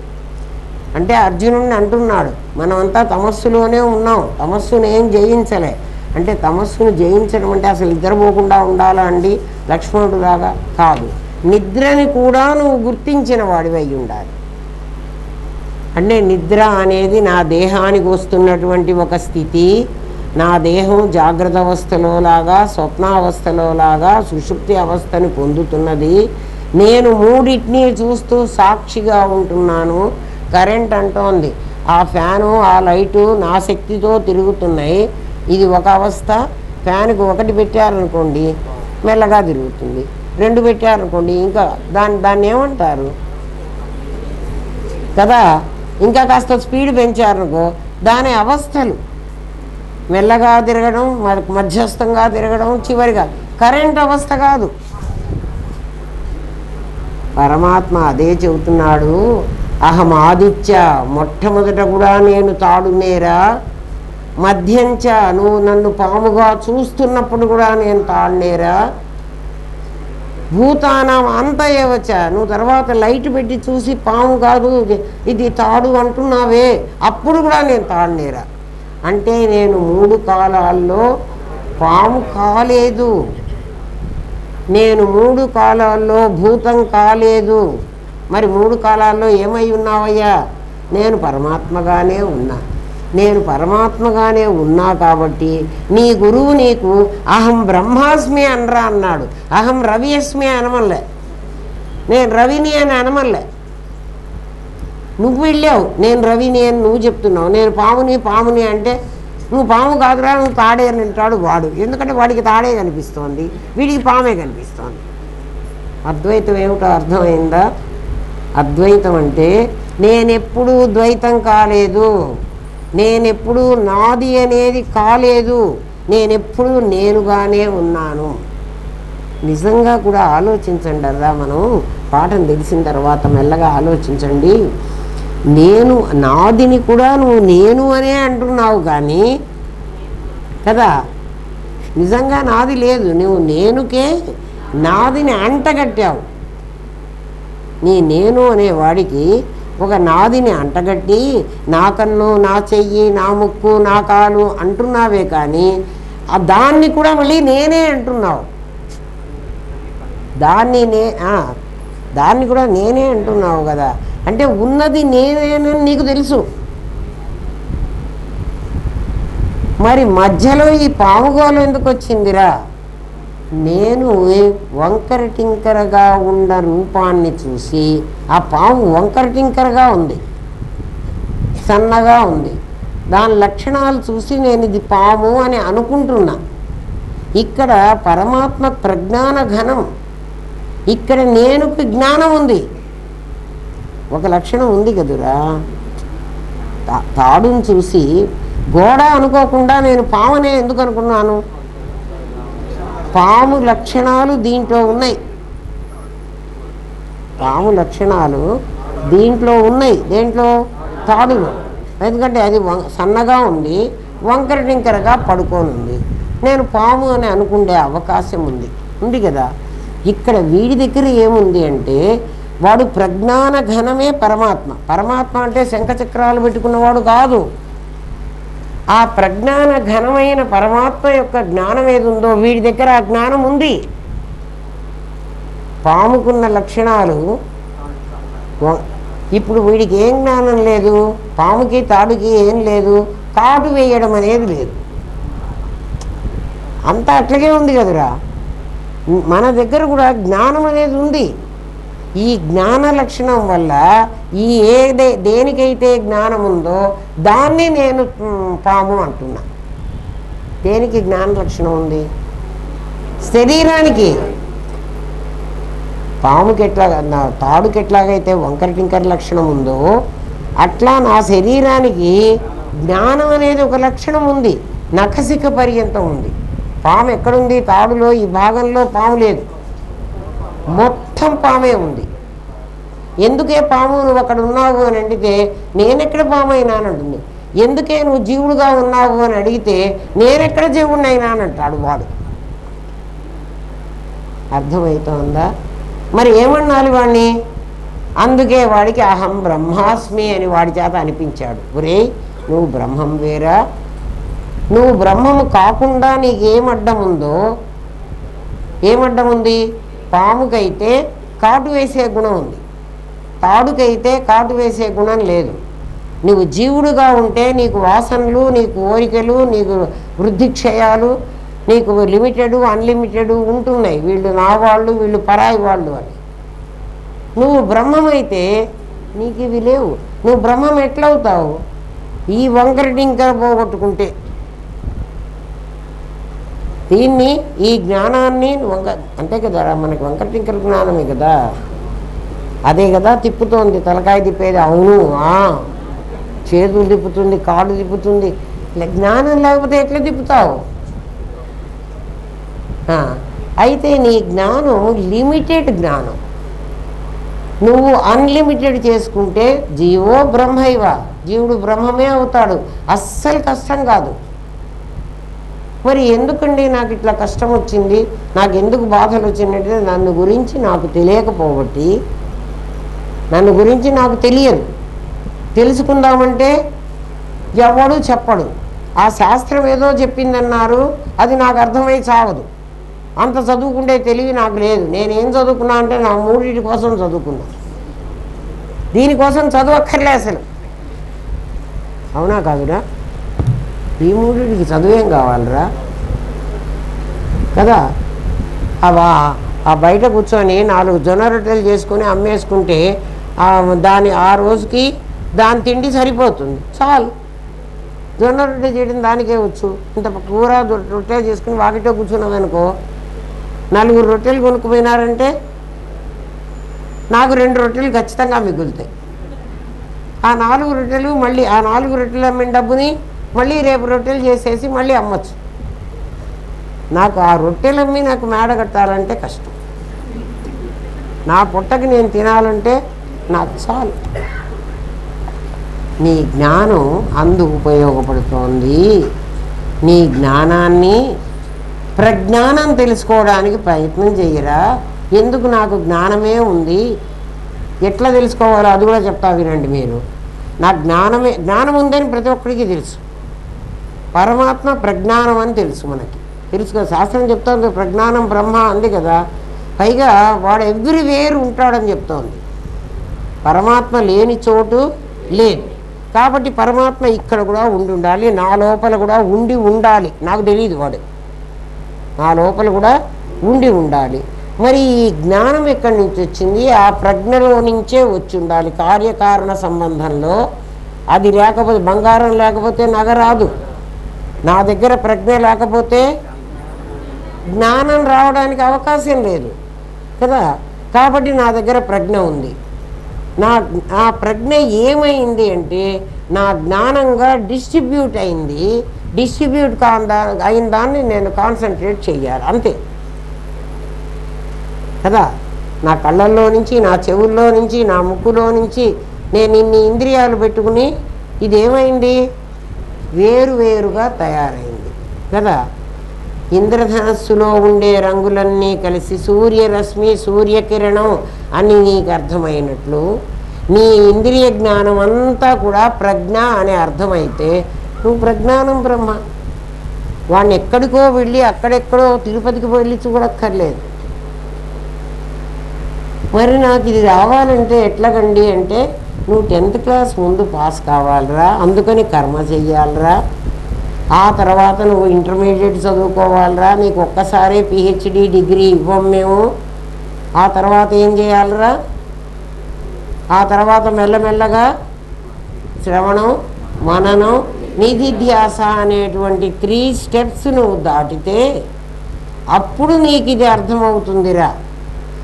అన్నేళ్ల కోర్సు అంటే అన్ని సంవత్సరాలు నువ్వు ప్రయత్నం చేయి. ఎంత తొందరగా చేస్తే ఒక్కొక్కడు IIT కోర్సు కూడా 9 ఏళ్లలో చేసేస్తాడు. వాడు చాలా తెలివి గలవాడు. మరి మనకు అంత తెలివి లేకపోతే ఎంత ప్రయత్నం చేస్తే అంత వస్తుంది. కాబట్టి నీ పాముకి, నీ తాడుకి అహం ఆదిత్య, నేను మొట్టమొదటి ఉన్నా, నేనే ఉన్నా, మధ్యలో నేనే ఉన్నా, తర్వాత నేనే ఉన్నా. ఈ నేనేమిటండి? నాది కాదా? నాది పుట్టక ముందు నేనున్నా, నాది తయారైన తర్వాత నేనున్నా, నాదిని నడిపిస్తూ, నాది చచ్చిపోయినా నేనుంటా. అది ఆ నేను, ఆ నేను ప్రజ్ఞానఘనం. అర్థమైందా? మరి ఆలోచించుకోండి. ఇంతకంటే అతతిలో ఇందుకేం చెప్పడు. ఇవన్నీ నీకు లోపల ఉన్నాయిగా, బయట లేవు. బయట ఉన్నాయని నువ్వు అనుకుంటున్నావు కదా, అక్కడ లేవు. అర్జున, సమస్త ప్రాణుల యొక్క హృదయమందున్న ప్రత్యేగాత్మను నేను. మరి ప్రత్యేకని ఎందుకన్నారయ్యా అంటే నేను లిమిటెడ్ బాడీలో ఉన్నా కాబట్టి నా పేరు ప్రత్యేక్ అన్నారు. అన్లిమిటెడ్ కూడా ఉన్నట్టయితే నన్ను పరాక్ ప్రత్యేక్ చితి రూప. చితి చైతన్యం, చితి అని పేరు. అది ఎందుకంటే చిత్తుని చితి అని ఎందుకన్నారంటే ఎప్పుడైతే అవ్యక్తమైన శక్తి వ్యక్తం అవుతుందో అది చితి అవుతుంది. ఆ చితి అనే దాంట్లో నుంచి చిత్ అగ్నికుండ సంభూత, చిదగ్నికుండ సంభూత. చిత్ అనేటువంటి అగ్నిగుండంలో నుంచి, ఒక అగ్నిగుండంలో నుంచి ఇది బయటికి వచ్చింది. సంభూత దేవకార్య సముద్యత, దేవకార్యం చేయడానికి వచ్చింది. ఏమిటండి దేవకార్యం? ఇదేం చేస్తుంది? చిదగ్నికుండ సంభూత అంటున్నారు. చైతన్యం అనేటువంటి అగ్నిలో నుంచి ఇది పుట్టింది, నిప్పులో నుంచి పుట్టిందిట. ఏమిట్రా నిప్పు అంటే కామాగ్ని. కామం అనేది ఒక అగ్ని. ఆ అగ్ని వల్లే నువ్వు దీన్ని మనిషి పుడుతున్నాడు. చిత్ అనేటువంటి అగ్నిలో నుంచి పుట్టింది ఇది. చిదగ్నికుండ సంభూత. ఎందుకు ఇక్కడికి వచ్చావంటే ఈ ప్రపంచం దేశ కాల వస్తు అనేటువంటి 3 రూపాలతో, నేను ఎట్లా ఉన్నానో అది కూడా అట్లాగే ఉంది. ఈ 3 రూపాలతో అది ఆదాన ప్రదానం చేసుకోవడానికి కావాలి. పంచభూతాలు నాకు ఇస్తాయి, నేను వాటికి ఇవ్వాలి.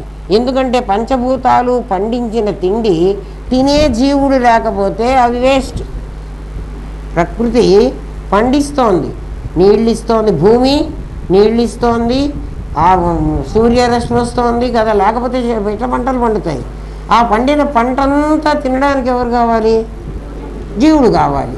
జీవుడు మళ్ళీ దాన్ని సృష్టించి పెంచడానికి వీడు కావాలి. దేవకార్యం అంటే అది. దేవకార్యం అంటే దేవతల పని అని. ఏమిటి దేవతలు అంటే వరుణుడు దేవుడు, భూమిదేవి, సూర్య భగవానుడు దేవుడు, వీళ్ళందరూ దేవతలు. ఈ దేవతలందరూ వాళ్ళ పనులు చేస్తున్నారు. వాళ్ళ పని నేను కూడా చెయ్యాలి. ఏం చెయ్యాలంటే అదంతా నేను మింగాలి. అన్నం నేను అన్నాదుణ్ణి, అన్నం అన్నాద ఏవచ. అందుకని నేను చిదగ్నికుండంలోంచి పుట్టుకొచ్చాను. పుట్టుకొచ్చినప్పుడు ఆ పుట్టిన బిడ్డ మొట్టమొదట తల బయటకు వస్తుంది. మీరు గమనించండి, ఎవరికో ఒకళ్ళకి కాళ్ళు వస్తాయనుకోండి, మనం అందరం తలే బయటకు వచ్చింది. అందుకని ఆ అమ్మవారు ఎక్కడి నుంచి వచ్చింది? ఆ చైతన్యమైనటువంటి ఆ చిచ్చక్తి తలే బయటకు వచ్చింది. అష్టమి చంద్ర విభ్రాజని అని చెప్పా కదా. అళిక స్థల శోభిత ముఖ చంద్ర కళంకాభా మృగనాభివిశేషక వదన స్మర మాంగళ్య గృహతోరణ చెల్లిక వక్త్రలక్ష్మీ పరీవాహ చలన్మీనాభలోచన. మీ కళ్ళుట కదులుతున్న చేపల్లాగా ఉన్నాయిట. అంటే ఇక్కడి నుంచి వస్తోంది ఆవిడ జన్మకు వస్తోంది. చూడండి, జన్మకు వచ్చేటప్పుడు అడ్డంగా వస్తాం మనం. అంటే మన వెన్నెముక ఎట్లుంది? అడ్డంగా ఉంది. వచ్చిన తర్వాత మనం అందుకే చిన్నపిల్లలప్పుడు ఇట్లే పడుకుంటాం. వచ్చిన తర్వాత మనం మెల్లమెల్లగా మన జ్ఞానం ఎప్పుడైతే పెరుగుతోందో అప్పుడు వెన్నెముక నిలువుగా వస్తుంది. మీ అబ్బాయి కూర్చుంటున్నాడా అండి? కూర్చుంటున్నాడు. కూర్చోకముందు మీ అబ్బాయి స్థితి ఏమిటండి? పాకుతున్నాడండి. పాకినప్పుడు వాడి వెన్నెముక ఎట్లా ఉందండి? అడ్డంగా ఉంది. అందుకని వాడికి జ్ఞానం లేదు. తర్వాత జ్ఞానం వచ్చింది. ఎప్పుడు జ్ఞానం వచ్చింది? వాడు నుంచోని నడవడం మొదలుపెట్టినప్పుడు జ్ఞానం వచ్చింది. జ్ఞానం వచ్చి వాడు ఏం చేస్తున్నాడు? ఎందుకంటే వాడు పుట్టింది, శరీరం ధరించింది ఎందుకోసం? ఈ అన్నాన్ని తినడం కోసం, ఈ ఆహారాన్ని దేవకార్య సముద్యత, దేవకార్యం చేయడం కోసం. మరి మీరందరూ ఎట్లా అమ్మవారు అయినారు చెప్పండి? మీ నామరూపాలు చూడవాకండి. మీరందరూ కూడా అమ్మవారిని, మీరు లలితా సహస్రనామంలో అమ్మవారిని ఎలా చూస్తున్నారో మనం అందరం అట్లా పుట్టిన వాళ్ళం. ఆడామగా కూడా. ఆడామగ అని మనం అనుకుంటున్నాను రా, నిజంగా ఆడామగాలు లేవు అక్కడ. అందరూ కూడా జీవుడుగా ఉంటే పురుషుడు. ద్వావిభౌ పురుషౌ లోకే క్షరశ్చ అక్షర ఏవచ. దేహాలన్నీ స్త్రీలని ఎట్లా తెలుసుకోవాలండి? వాడికి ప్రాణం పోయింది, వాడి కాలు విరిగింది, వాడి ఎముకలు విరిగాయి, ఏమ్మా, వాడి శరీరం కింద పడిపోయింది, వాడికి తెలివి తప్పింది. ఇవన్నీ ఏమిటి? జీవుడు వెళ్ళిపోయాడు, వాడు పురుషుడు. అంతేగాని మిగిలిన అందరూ పరమేశ్వరి స్వరూపాలు. ఎందుకు పరమేశ్వరి అంటే ఆమె పుట్టి అంటే అవ్యక్తమైన శక్తి వ్యక్తమైంది. ఇది ఎందుకు తెలుసుకోవాలంటే ఇది తెలిస్తే నువ్వు సమస్త ప్రాణులను అమ్మవారిలాగా చూడగలవు. అమ్మవారు నాది వేరేది అని అనిపిస్తుందా కదా? నీది అంటే నీదే, తప్పేం లేదు. అమ్మవారు నీదే అంటే ఆ అమ్మవారు, ఈ అమ్మవారు నాది, ఆ అమ్మవారు నాది కాదు అంటే మళ్ళీ నువ్వు పాతకాలంలోకి వెళ్ళిపోయినావు. నా భార్య నా పిల్లలు. అప్పుడు నా భార్య నా పిల్లలు అయితే నామరూపాలు చూస్తే నీకు అట్లా. నామరూపాలు కాకుండా అమ్మవారి స్వరూపమే చూస్తే అసలు ఎంత అమ్మవారే. అమ్మవారి రాజ్యం ఇది, అయ్యవారి రాజ్యం లేదు. ఎందుకంటే మయ అధ్యక్షేణ ప్రకృతే సూయతే. నేను ప్రిసైడ్ ఓవర్ ద ఫంక్షనే. ప్రకృతే సూయతే సచరాచరం. చరాన్ని అచరాన్ని కూడా ఆవిడే సృష్టించింది. ఇదేమిటండి కొండలు నదులు కూడా మనుషుల్ని కూడా ఆవిడే అవునరా నాయన, కొండలు సృష్టించలేదా? ఇగో నీ గోళ్ళు చూసుకో, జడమా చేతనమా? నీ వెంట్రుకలు చూసుకో, జడమా చేతనమా? నీ పళ్ళు చూసుకో, జడమా చేతనమా? తీసి పారేస్తే పోతున్నాయి కదా, పళ్ళు పీకేస్తున్నాడు కదా, కన్ను పీకుస్తాడా? అట్లా పీకడు. నిజంగా నిన్ను నువ్వు టెస్ట్ చేసుకోరా, విచారించుకోరా. అంతర్ముఖ సమారాధ్య. నీ లోపల నువ్వు గనక వెతుక్కుంటే అమ్మవారిని కోరికలు అడగవాకండిరా. మీరే అమ్మవారు, మీరే పరమేశ్వరి స్వరూపం అయ్యుండి మాకు ఇది ఇస్తావా అది ఇస్తావా అని అడిగితే నీ ముఖం నీ దగ్గరే అన్నీ ఉన్నాయి కదా. రాజుగారు నేను రాజునని తెలియక నేను బిచ్చగాడిని అనుకుని వాడు అడుక్కోవడం మొదలు పెడితే ఏమవుతుంది? బిచ్చగాడే అవుతాడు కదా. వాడు రాజు అని వాడికి తెలియదు, ఈ సంపదంతా నాది అని తెలియదు. ఎవడి సంపద అనుకుంటున్నావురా, ఇదంతా నీదే అని అన్నాడు కదా. మా గృధ కస్య సిద్ధనం, ఎవడి సొమ్ము అనుకుంటున్నావు మరి అంటారు కదా, ఎవడెబ్బ సొమ్మురా అని. అంటే మా అబ్బ సొమ్మే ఇది. ఎందుకని మా అబ్బ సొమ్ము ఇది? మయ అధ్యక్షేణ అని చెప్పాడు. ప్రకృతి కనిందిరా ఇంతమందిని. ఎవరి పిల్లలరా మీరు అంటే ఎవరి పిల్లలు అని చెప్తారు, తండ్రి పేరే చెప్తారు. మరి అమ్మే కన్నదే వీళ్ళందరినీ. ఆ బ్రహ్మకీట జనని వర్ణాశ్రమ విధాయిని. ఆ బ్రహ్మకీట జనని, బ్రహ్మగారి దగ్గర నుంచి కీట చిన్న పురుగు దోమ వరకు ఆమె అమ్మ. అంటే ఏమైందని అర్థంరా? అవ్యక్తమైన శక్తి వ్యక్తమైతే నామరూపాలు వస్తాయి, మళ్ళీ అవ్యక్తంలోకి వెళ్ళిపోతుంది. ఒక పరి జగములు వెళ్ళిండి, ఒక పరి లోపలికి గొలుసు. బయటికి వస్తుంది, లోపలికి వెళుతుంది. బయటికి వస్తే వాకిలు తెరుచుకుని బయటికి వచ్చింది, మళ్ళీ లోపలికి వెళితే అమ్మ లోపలే ఉంటుంది. లోపల ఉంటే శక్తిగా ఉంటుంది, బయటికి వస్తే వ్యక్తిగా ఉంటుంది. వ్యక్తి శక్తి వ్యక్తి. తలుపు తెరుచుకుని బయటికి వస్తే ఎప్పుడు తలుపు తెరుచుకుంటుంది? ఓం అనేటువంటి గడప దగ్గర. ఓం అనే గడప దగ్గర ఆమె బయటికి వచ్చింది అంటే నామరూపాలుగా ఏర్పడింది. ఎట్లా ఏర్పడింది అంటే ఇచ్ఛ జ్ఞాన క్రియ అనే 3 శక్తులు, ఇచ్ఛాశక్తి, జ్ఞానశక్తి, క్రియాశక్తి 3 సత్వరజస్తమో గుణాలు, త్రిగుణాత్మకమైంది. అందుకే భగవద్గీతలో పరమాత్మ చెప్తాడు, దైవీ ఏషా గుణమయి మమ మాయ. అది నా మాయరా, నా లోపల నుంచి వచ్చిందిరా బయటికి. బయటికి వచ్చి ఏం చేసింది? మిమ్మల్ని అందరినీ తయారు చేసింది. అంటే మీకు అందరికీ రంగులు పూసింది. రంగులు పూసిందంటే ఏం పూసింది? నాటకంలో వేషం వేసేవాడికి ఏం చేయాలి? రంగులు పూయాలి. మీకు అందరికీ రంగులు పూసింది. ఏమి రంగు పూసింది? ఒకడికి మాధుర్ అనే రంగు, ఒకడికి రవి అనే రంగు, ఒకడికి భరత్ అనే రంగు, ఒకడికి వెంకటేష్ అనే రంగు. ఆమెకి ఇష్టం వచ్చిన రంగులు పూసేసింది. మీరు ఆ రంగులు పూసుకుని ఓ మేము ఇదైనాము. చిన్నపిల్లలకి మనం వేషాలు వేస్తాం చూడండి, కృష్ణుడు వేషము కదా. వాడు కృష్ణుడు అయిపోయినాడా? వాళ్ళమ్మ వాడిని ఆ కాసేపు నువ్వు కృష్ణుడివి అని అనుకుంటుంది కదా. అట్లాగే మనమ్మ కూడా, మనమ్మ అంటే ఏమిటి? అమ్మవారు. ఆమె అనుకుంటోంది వీళ్ళందరూ నా పిల్లలే, వేషాలు వేసుకుని ఎంత బాగున్నారు. మన పిల్లలు వేషాలు వేసుకుని స్కూల్ డే ఫంక్షన్లకు వెళితే మనం అందరం పోమా, చూడమా, ఎంజాయ్ చేయమా? అమ్మ అట్లా మన ఎంజాయ్ చేస్తోంది. ఏ వేషం వేసుకున్న పిల్లవాడు ఎంత బాగా నటిస్తున్నాడు కదా.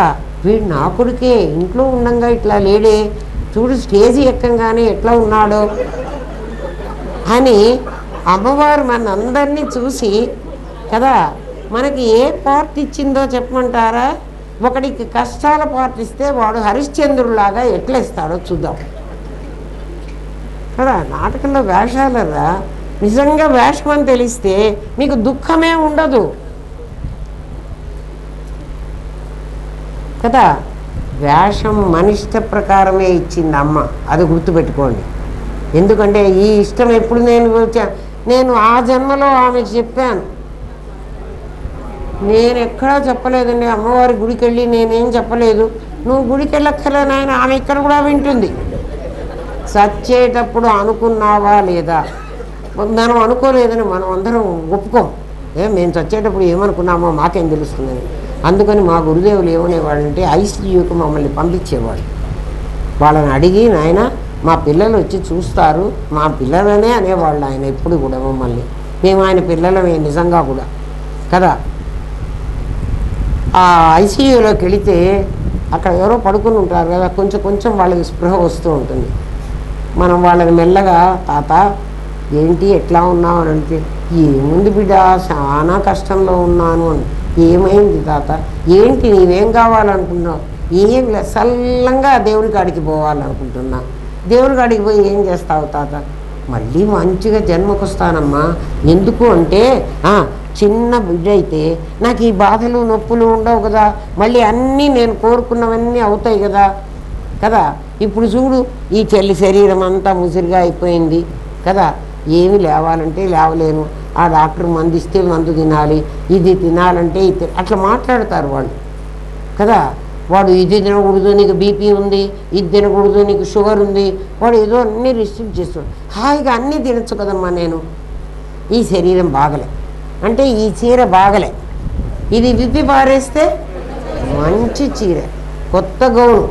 ఒక ఆమె అయితే మాకేం చెప్పిందంటే, నేను కొత్త గౌన్ కొనుక్కుంటాను అని. కొత్త గౌన్ కొనుక్కుంటుంది ఆమె. ఎందుకంటే ఆమె గౌన్ వేసుకుందిరా, నైటీలు వేసుకుంటారు కదే, ఆ బాగలేని ఆమెకి మా గురుదేవులు మమ్మల్ని ఐసీయూలోకి పంపించి వాళ్ళు ఏమేమి కోరుకుంటారో మీరు కనుక్కోండి అంటారు. ప్రతి పేషెంట్ దగ్గరికి వాళ్ళు అసలు పలకనే స్థితిలో ఉండరు, వాళ్ళ చూపులో వాళ్ళు ఉంటారు. ఇంకా ఒక్కొక్కళ్ళు అయితే నా కొడుకు ఇంకా రాలేదమ్మా, నా కొడుకు వచ్చేదాకా నేను ఉంటాను అంటే ఆ కొడుకు ఇంట్లో వీడు పుట్టాలి. మా తాత పుట్టాడు మళ్ళీ అంటుంటారు చూడండి. అంటే వీడి దృష్టి ఎక్కడుంది? ఆ కొడుకింట్లో పుట్టాలి. ఆ కొడుకింట్లో కొడుకుగా పుడతాడో, పిల్లిగా కుక్కగా పుడతాడో, ఎలుకగా పుడతాడో మనకు తెలియదు. మా ఇంట్లో డ్రమ్ముల్లో బియ్యం పెట్టుకునేదాన్ని నేను. అంటే చాలా 3 డ్రమ్ములు ఉన్నాయి మా ఇంట్లో, పెద్ద పెద్ద డ్రమ్ములు, అట్లా డ్రమ్ములు అయితే ఇనప డ్రమ్ములు. వాటిల్లో బియ్యం పెట్టుకునేదాన్ని. వాటి మీద ఒక సంచి పట్ట పరిచేసి మనకు కావాల్సినప్పుడు కొన్ని బియ్యం తీసుకుంటాము, చిన్న డబ్బాలో పోసుకుని వాడుకుంటాం కదా. ఆ పట్ట కింద ఇన్ని ఎలుక పిల్లలు పెట్టేది. ఎలుకలు వచ్చి చిన్న చిన్న పిల్లలు కిసకిస అంటుంటేనే మనకు తెలుస్తుంది, అంతవరకు మనకి తెలిసావదు. ఆ ఎలుక పిల్లలు నేను అనుకుంటూ ఉండేదాన్ని, ఎప్పుడో పాపం మా ఇంట్లో ఎవరో పుట్టాలనుకున్నారు, చూడు ఎంతమంది పుట్టారో. చిన్న చిన్న ఎలుక పిల్లలు పాపం, వాటికి పుట్టగానే వాటికి ఎట్లా తెలుస్తుందో ఏమో, భగవంతుడు చాలా శక్తివంతుడు. ఇంట్లోకి తలుపు దగ్గరికి ఒక పిల్లి వచ్చి మ్యావ్ అందనుకో, అవి సైలెంట్ అయిపోతాయి. అయినా కూడా ఈ పిల్లికి వాటి గురించి తెలుసు. వాసన అంటే దగ్గరికి పోయి వాసన చూడలే, అయినా పిల్లికి తెలుసు. పిల్లి ఇంకా మ్యావ్ అనదు. ఎప్పుడైతే అవి కిసకిస ఆపేసినాయో ఇది మ్యావ్ అనదు, మెల్లగా చక్కగా అక్కడికే పోతుంది. పాపం ఈ పిల్లి రావడం చూసి దాని తల్లి ఉంటుంది, ఆ చిన్న చిన్న బుడ్డి పిల్లలకి తల్లి, ఆ తల్లి అక్కడ ఉంటే దాన్ని తింటుంది కదా. ఈ పిల్లల్ని అది కాపాడలేదు, అది గబగబా తుమ్ములో నుంచో ఎక్కడి నుంచో పారిపోతుంది, మళ్ళీ వస్తుంది తర్వాత. ఈ లోపల ఇది అటు ఇటు వెతుక్కుని ఈ చిన్న ఎలుక పిల్లల్ని రెండింటినో మూడింటినో వాటి నోట ఖర్చుకుని అది బయట వెళ్ళిపోయింది. మళ్ళీ వస్తుంది, ఎందుకంటే ఇంకా ఇక్కడ పిల్లలు ఉన్నాయి. ఇప్పుడు ఈ ఎలుక ఈ పిల్లల్ని తీసుకుపోవాలి. పిల్లి అయితే పిల్లల్ని తీసుకుపోయి దాచుకుంటుంది. ఈ ఎలుక తీసుకుపోలేదు పాపం. అది అప్పుడు దాని పిల్లలు 2 3 పోయినారు. అక్కడ ఏడుస్తుంది. నేను వాళ్ళని చూస్తూ ఉంటా, అయ్యో పాపం వీళ్ళందరూ ఇక్కడ పుట్టాల్సిన వాళ్ళు పుట్టారు, మా ఇంట్లో పుట్టాలనుకున్నారు, మనుషులుగా పుట్టడానికి వాళ్ళకి వీలు కాలేదేమో. అందుకని మన ఇంట్లో కుక్క పుట్టినా, పిల్లి పుట్టినా, ఎలుక పుట్టినా ఐసీయూలో ఉండి నా కొడుకు తింటే రాలేదు, వాడి దగ్గరికి వాడు ఎక్కడో అమెరికాలో ఉన్నాడు అని అనుకున్నాడే, వాడు అట్లా పుడతాడు. ఎవడెక్కడ పుడతాడో మనకి తెలియదు కదా. జాతస్య ధ్రువ మృత్యు, ధ్రువం జన్మ మృతస్య చ. మనమే కోరుకున్నాము. ఈ జన్మ మనం కోరుకుంటే వచ్చింది. వ్రాత వెంటగాని వరమీడు దైవంబు, చేత వెంటగాని వ్రాత రాదు, వ్రాతకు అజుడు కర్త, చేతకు తా కర్త. ఏం చేస్తున్నామో ఏం అనుభవిస్తున్నామో అన్నీ కూడా మనకి మనమే. పరమాత్మ గీతలో ఈ సమస్త భూతాలకు ఆది మధ్య అంతము అంతా తానే అయినట్లు చెప్తాడు కదా. సముద్ర జలమే సుడిగుండానికి ఆద్యంతాలు, తరంగానికి ఆద్యంతాలు. బుద్భుత ఫేన నామరూపాలకు చూస్తే జలం కంటే భిన్నమైన పదార్థం మరొకటి లేనట్లు పరమాత్మ కంటే భిన్నమైన జీవ జగత్తులు లేవు కదా. అన్నీ ఉన్నాయి, అన్నీ లేవు. అన్నీ ఎట్లా ఉన్నాయి? దాని లోపల ఉన్నాయి. కృష్ణా, గోదావరి, కావేరి, తుంగభద్ర ఎక్కడున్నాయి? సముద్రంలో ఉన్నాయి. సముద్రంలో సముద్రంగా ఉన్నాయా? సముద్రంలో గంగా గోదావరిగా ఉన్నాయా? సముద్రంగా ఉన్నాయి. అటువంటప్పుడు బయటికి వచ్చిన నువ్వు నేను గంగా గోదావరి అనుకుంటే నువ్వు సముద్రంలో నుంచే వచ్చావు, సముద్రంలోకే వెళతావు. మధ్యకాలంలో ఉన్న నీవు గంగా గోదావరి అనుకుంటున్నావా? ఏమనుకుంటున్నావు? నువ్వే ఆలోచించుకో. పోనీ ఇదే పర్మనెంట్ అయితే ఇట్లాగే ఉండు. ఇది పర్మనెంట్ కాదు. ఎందుకని? మనం అంతమందినో చూసాం. మన తాతలు, మన తండ్రులు, మన ముత్తాతలు అందరూ పోయినారు, ఎవ్వరు ఉండలే. వాళ్ళు కూడా ఈ 3 సంపాదించారు, ఈ 3 అనుభవించారు. అయితే నేను అనుభవించొద్దని అంటలే, అనుభవించు, నాది అని అనుభవించవా కదా. భగవంతుడిది వాడి మా గురుదేవులు మాకేం చెప్పేవాడంటే, భగవంతుడికి ఎన్నో హాస్పిటల్స్ ఉన్నాయి, ఎన్నో కాలేజీలు ఉన్నాయి, ఎన్నో షాపులు ఉన్నాయి, ఎన్నో పొలాలు ఉన్నాయి. ఆయనవి మొత్తం. ఈ సమస్త విశ్వం ఎవరిది? ఆయనది. ఆయన కాలేజీలో నేను లెక్చరర్గా పనిచేస్తున్నా. నా సిన్సియర్గా పనిచేసినందుకు నాకు జీతం ఇస్తున్నాడు, నా జీతం నేను తింటా. ఆయన హాస్పిటల్లో నేను డాక్టర్గా పనిచేస్తున్నాను, హాస్పిటల్ ఆయనది కదా. ఆయన అంగట్లో నేను గుమాస్తాగా పనిచేస్తున్నాను, ఆ అంగట్లో ఏముంటున్నా లాభ నష్టాలన్నీ ఆయనవి. నువ్వు ఈ రకంగా కనుక నీ జీవితం గడిపితే నీకు పాపపుణ్యాలు అంటవు అసలు. ఎందుకని? నీ డ్యూటీ నువ్వు చేస్తున్నావు. నీ డ్యూటీలో మళ్ళీ ఎక్కువ ఆయన జీతం ఏదో నిర్ణయించాడు నీకు, ఎక్కువ సంపాదించాలని చేస్తే మాత్రం తప్పదు.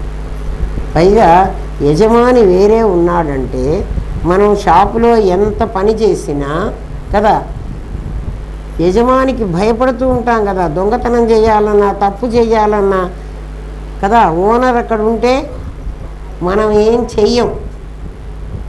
అట్లా ఒక ఓనర్ని పెట్టుకో, నువ్వు ఎక్కడన్నా పని చేయి, అప్పుడు నువ్వు ధర్మం తప్పవు. ధర్మం తప్పావో బండి డీరైల్ అయిపోతుంది, నీ ఇష్టం. అర్థమైందిరా? మా గురుదేవులు మాకు అట్లాగే చెప్పేవాళ్ళు. గురువుగారి కాలేజీలో నేను లెక్చరర్గా పనిచేస్తున్నా కదా. ఎందుకంటే నాకు ఏ పని వస్తే ఆ పనేకే నేను వచ్చాను కదా. నేను ఏ పని చేయాలని వచ్చానో ఆ పనే చేయమంటాడు. అది ధ్రువ ప్రాంతాల్లో మీకు చెప్పిందేమ్మా, జలమే మంచు పర్వతాలుగా ఏర్పడి ఆ నీటిపైనే తేలుతూ ఉంటుంది. ఒక్కొక్కసారి ఓడలకు ఢీకొని ప్రమాదాలు కలిగిస్తాయి. జలమే ఘనీభవించి నామరూపాలు ధరించి కాఠిన్యాన్ని సంతరించుకున్నట్లు నీటి కంటే భిన్నమైనట్లు అనిపిస్తుంది కదా. అలాగే పరమాత్మ చైతన్యం ఆయన కంటే భిన్నమైన జీవజగత్తులుగా మనకు కనపడుతున్నాయి. పరమాత్మ చైతన్యమే. బెల్లం దిమ్మలో ఆకారము గట్టిదనము దాని ఉనికి అయితే తీయదనం దాని ఎరుక. బెల్లం దిమ్మ చూస్తే దాని ఆకారము గట్టిగా ఉంటుంది దిమ్మ, దాంట్లో ఉన్న తీపి దాని ఎరుక. ఉనికి ఎరుక ప్రతి వస్తువులో చూడటం నేర్చుకో, అప్పుడు అస్థిభాతి నీకు అర్థమైపోతుంది. అస్థిభాతి నథింగ్ బట్ సచ్చిత్తులు కదా. అస్థిభాతిని ఎందుకన్నావు? నామరూపాలు ధరిస్తే అస్థిభాతి అవుతుంది, నామరూపాలు ధరించకపోతే సచ్చిత్తులు అవుతాయి. ఎందుకంటే నామరూపాలు ధరిస్తే ఎందుకు అస్థి కావాలి అంటే, అస్థి అంటే ఉంది అని అర్థం. ఉన్నది అని చెప్పాలంటే నేను ఒకడిని ఉండాలి, నేను చూసి అది ఉంది అని చెప్పాలి. అది తీయగా ఉంది, అది పుల్లగా ఉంది, అది ఉప్పగా ఉంది కదా, ఇది కష్టంగా ఉంది, ఇది సుఖంగా ఉంది, ఇవన్నీ నేను ఉందికే చెప్తున్నాను. అవి ఆ అనుభవాన్ని చెప్పాలంటే నేను ఒకడిని ఉండాలి, అప్పుడు జీవుడు ఉండాలి, జగత్తు ఉండాలి. జగత్తు అస్థి అవుతుంది, నేను భాతి అవుతా, భామి అవుతా నేను చూస్తే కదా. అస్థి భాతి. సచ్చిత్తులైతే ఉంది అని ఎప్పుడు చెప్పక్కర్లే. సత్ అంటే ఉనికి, ఉనికి వేరు, ఉంది వేరు. ఉంది అంటే విశేషం, విశేషం అవ్వాలంటే నామరూపాలు ఉండాలి. అందుకని అస్థిభాతి నామరూపాలు పదంలోనే జాగ్రత్తగా వాడుకోండి. నోట్లో వేసుకోగానే బెల్లం గడ్డ కరిగిపోతుంది, తీపిదనం అనుభవానికి వస్తుంది. బ్రహ్మానంద సాగరంలో మునిగిన వానికి దృశ్యమానమైన జీవ జగత్తులు ఆయనలో లయమై ఆయనమే మిగులుతాడు. అది అతతి. అతతి అంటే ఇంకొకటి చెప్తున్నాడు. ఒక ఉప్పుతో ఒక బొమ్మను తయారు చేశాడు ఒకడు. ఉప్పుతో, సముద్రం దగ్గర ఉప్పు ఉంటుంది కదా, ఉప్పు కొటార్లలో ఉప్పు ఉంటుంది. ఎందుకు? మనకు అక్కడ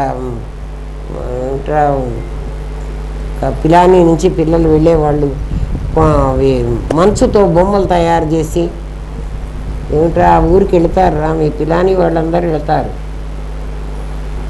స్టూడెంట్స్ అందరు వెళ్ళొస్తుంటారు. అక్కడ మంచుతో బొమ్మలు తయారు చేస్తారు. ఏం ప్లేసో అది నాకు గుర్తులేదు, కరోనా వచ్చి మర్చిపోయింది. ఏదో అందరు పోతారు కదా, వాడికి కూడా గుర్తులేదు, ఫోన్లే. ఆ మంచుతో బొమ్మలు తయారు చేస్తారు. ఇంత వీళ్ళంతా ఎత్తుగా చేస్తారు. ఇవన్నీ ఇంతలా పొట్ట చేసి ఇంతలా తలకాయ చేసి చేస్తారు. మంచుతో బొమ్మలు తయారు చేస్తారు. అట్లా ఉప్పు కొట్టాల దగ్గర ఉప్పుతో తయారు చేస్తారు బొమ్మలు. ఆ ఉప్పు బొమ్మని సముద్రపు లోతు ఎంతో కనుక్కురమ్మని దానికి ఒక తాడు కట్టి పంపించామనుకోండి, ఏమైపోతుంది? మంచు బొమ్మని కూడా పంపించండి, ఏం పర్వాలేదు. కాబట్టి ఆ బొమ్మ దేంతో తయారైందో దానిలోకి పంపిస్తే అది అదే అయిపోతుంది. మన బొమ్మ దాంతో తయారైందని మనకు అర్థమైతే బ్రహ్మానంద సాగరంలోకి పంపిస్తే, పంపించడం అంటే ఒక్కసారి సమాధి వస్తే, సమాధి ఒక్కసారే చాలన్నాడు. అయితే మనం అందులో నిలబట్టలేదు కాబట్టి మళ్ళీ మళ్ళీ సమాధి రావాలి. నీకు సమాధి ఒక్కసారి వస్తే బ్రహ్మానంద సాగరంలో నువ్వు మునిగావు, ఏమైపోతావు? మళ్ళీ బయటికి వచ్చిన తర్వాత నువ్వు ఆ సముద్రంలాగే బయటికి రావాలి. ఉప్పు బొమ్మని సముద్రపు లోతు కనుక్కురమ్మని పంపిస్తే ఉప్పు బొమ్మ లాపత, అది ఇంకేం లేదు. మరి మనం ఇంకా పతా ఉన్నాం. పైగా మాకు సమాధి ఎప్పుడో వచ్చిందమ్మా. మరి సమాధి ఎప్పుడో వస్తే ఇంకా ఇట్లా ఎందుకున్నావు? ఎందుకు నీళ్ళల్లో కరిగిపోలే? కరగవు. ఎందుకంటే ఒక తొడుగు వేసుకొని కనుక దిగితే, తొడుగేసుకున్నావు. ఏం తొడుగేసుకున్నాను నేను? అమ్మవారు రంగు వేసి వేషం వేసింది చూడు, అది ఏమ్మా. కాబట్టి మనం అందరము పరమాత్మలో నుంచే వచ్చాం, పరమాత్మలోకే వెళతాం. ఇప్పుడు ప్రస్తుతానికి నాటకం వేయటానికి ఈ స్టేజ్ మీద ఉన్నాం. అందుకని ఈ ఉన్నప్పుడు ఈ నాటకం వేసేటప్పుడు నేను పరమాత్మను అన్న గుర్తు పెట్టుకుని వెయ్యి, అంతే, ఎంతకంటే ఏం లేదు. ఇది నాటకం అని తెలుసుకో. నటన, నటన అన్న పదం చూడండి, ఎటువైపు తిప్పినా అది నటనే. కాబట్టి నటనని ఇంకా నువ్వు తిరగబెట్టినా మరలం పెట్టినా ఏం పెట్టినా నటన. మరి ఎందుకురా ఈ నటనలో జీవిస్తున్నావు? నువ్వు నటనలో జీవించవాకు, నటించు కదా. మనం అందరం పెద్ద నటించడానికి వచ్చామంటానికి మీకు ఇంకా గుర్తుగా ఒక మాట చెప్పనా కదా. ఏ సినిమా అన్నా మనం వెళ్ళండి, మనకు నచ్చిన హీరో అక్కడికి నటించడానికి వెళ్ళాడు కదా, ఒరే వాడు సరిగ్గా నటించలేదురా కదా. వాడి నటనని నువ్వు క్రిటిసైజ్ చేస్తున్నావు. ఎందుకంటే నువ్వు ఇంకా బెస్ట్ యాక్టర్వి, నువ్వు బెస్ట్ యాక్టర్వి కాబట్టి. మరి బెస్ట్ యాక్టర్ కాకపోతే చూడరా, ఎవరి నామరూపాల్లో వాడు జీవిస్తున్నాడా, వాడు నటిస్తున్నాడా? జీవిస్తున్నాడు. ఎవరికైనా కోపం వచ్చి కొట్లాడేటప్పుడు బాగా చూడండి, వాడు నటనలో జీవిస్తున్నాడు. ఎందుకంటే కోపం రావడం నాకు నటన అనుకోవాలి, అందులో జీవిస్తే ఎట్లుంటాడు? అదే అయిపోతాడు. అందుకే వాడికి అర్థం తీసుకెళ్ళి చూపించాను. అది కదా, అర్థమైందా? రేపు చెప్తానమ్మా. రేపంటే నెక్స్ట్ క్లాస్ ఇంకా ఉన్నట్టుందేమో, ఇంకా ఉండర్రా. అతిథి అయిపోయింది కదా అనుకున్నాను, కానీ ఇంకా ఏమో ఉంది.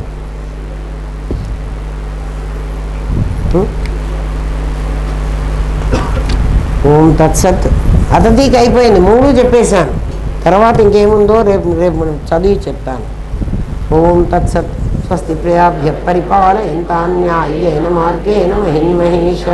ఓ బ్రాహ్మణేభ్యః శుభమస్తు నిత్యం. లోకాః సమస్తాః సుఖినో భవంతు. ఓం పూర్ణమదః పూర్ణమిదం పూర్ణాత్ పూర్ణముదచ్యతే. పూర్ణస్య పూర్ణమాదాయ పూర్ణమేవావశిష్యతే. ఓం శాంతి శాంతి శాంతి. ఓం నమో బ్రహ్మాదిభ్యో బ్రహ్మ విద్యా సాంప్రదాయ కర్తృభ్యో వంశ ఋషిభ్యో గురుభ్యో నమో మహద్భ్యః. సర్వోపద్రవరహిత ప్రజ్ఞానఘనః ప్రత్యగర్ధో బ్రహ్మైవాహమస్మి బ్రహ్మైవాహమస్మి బ్రహ్మైవాహమస్మి.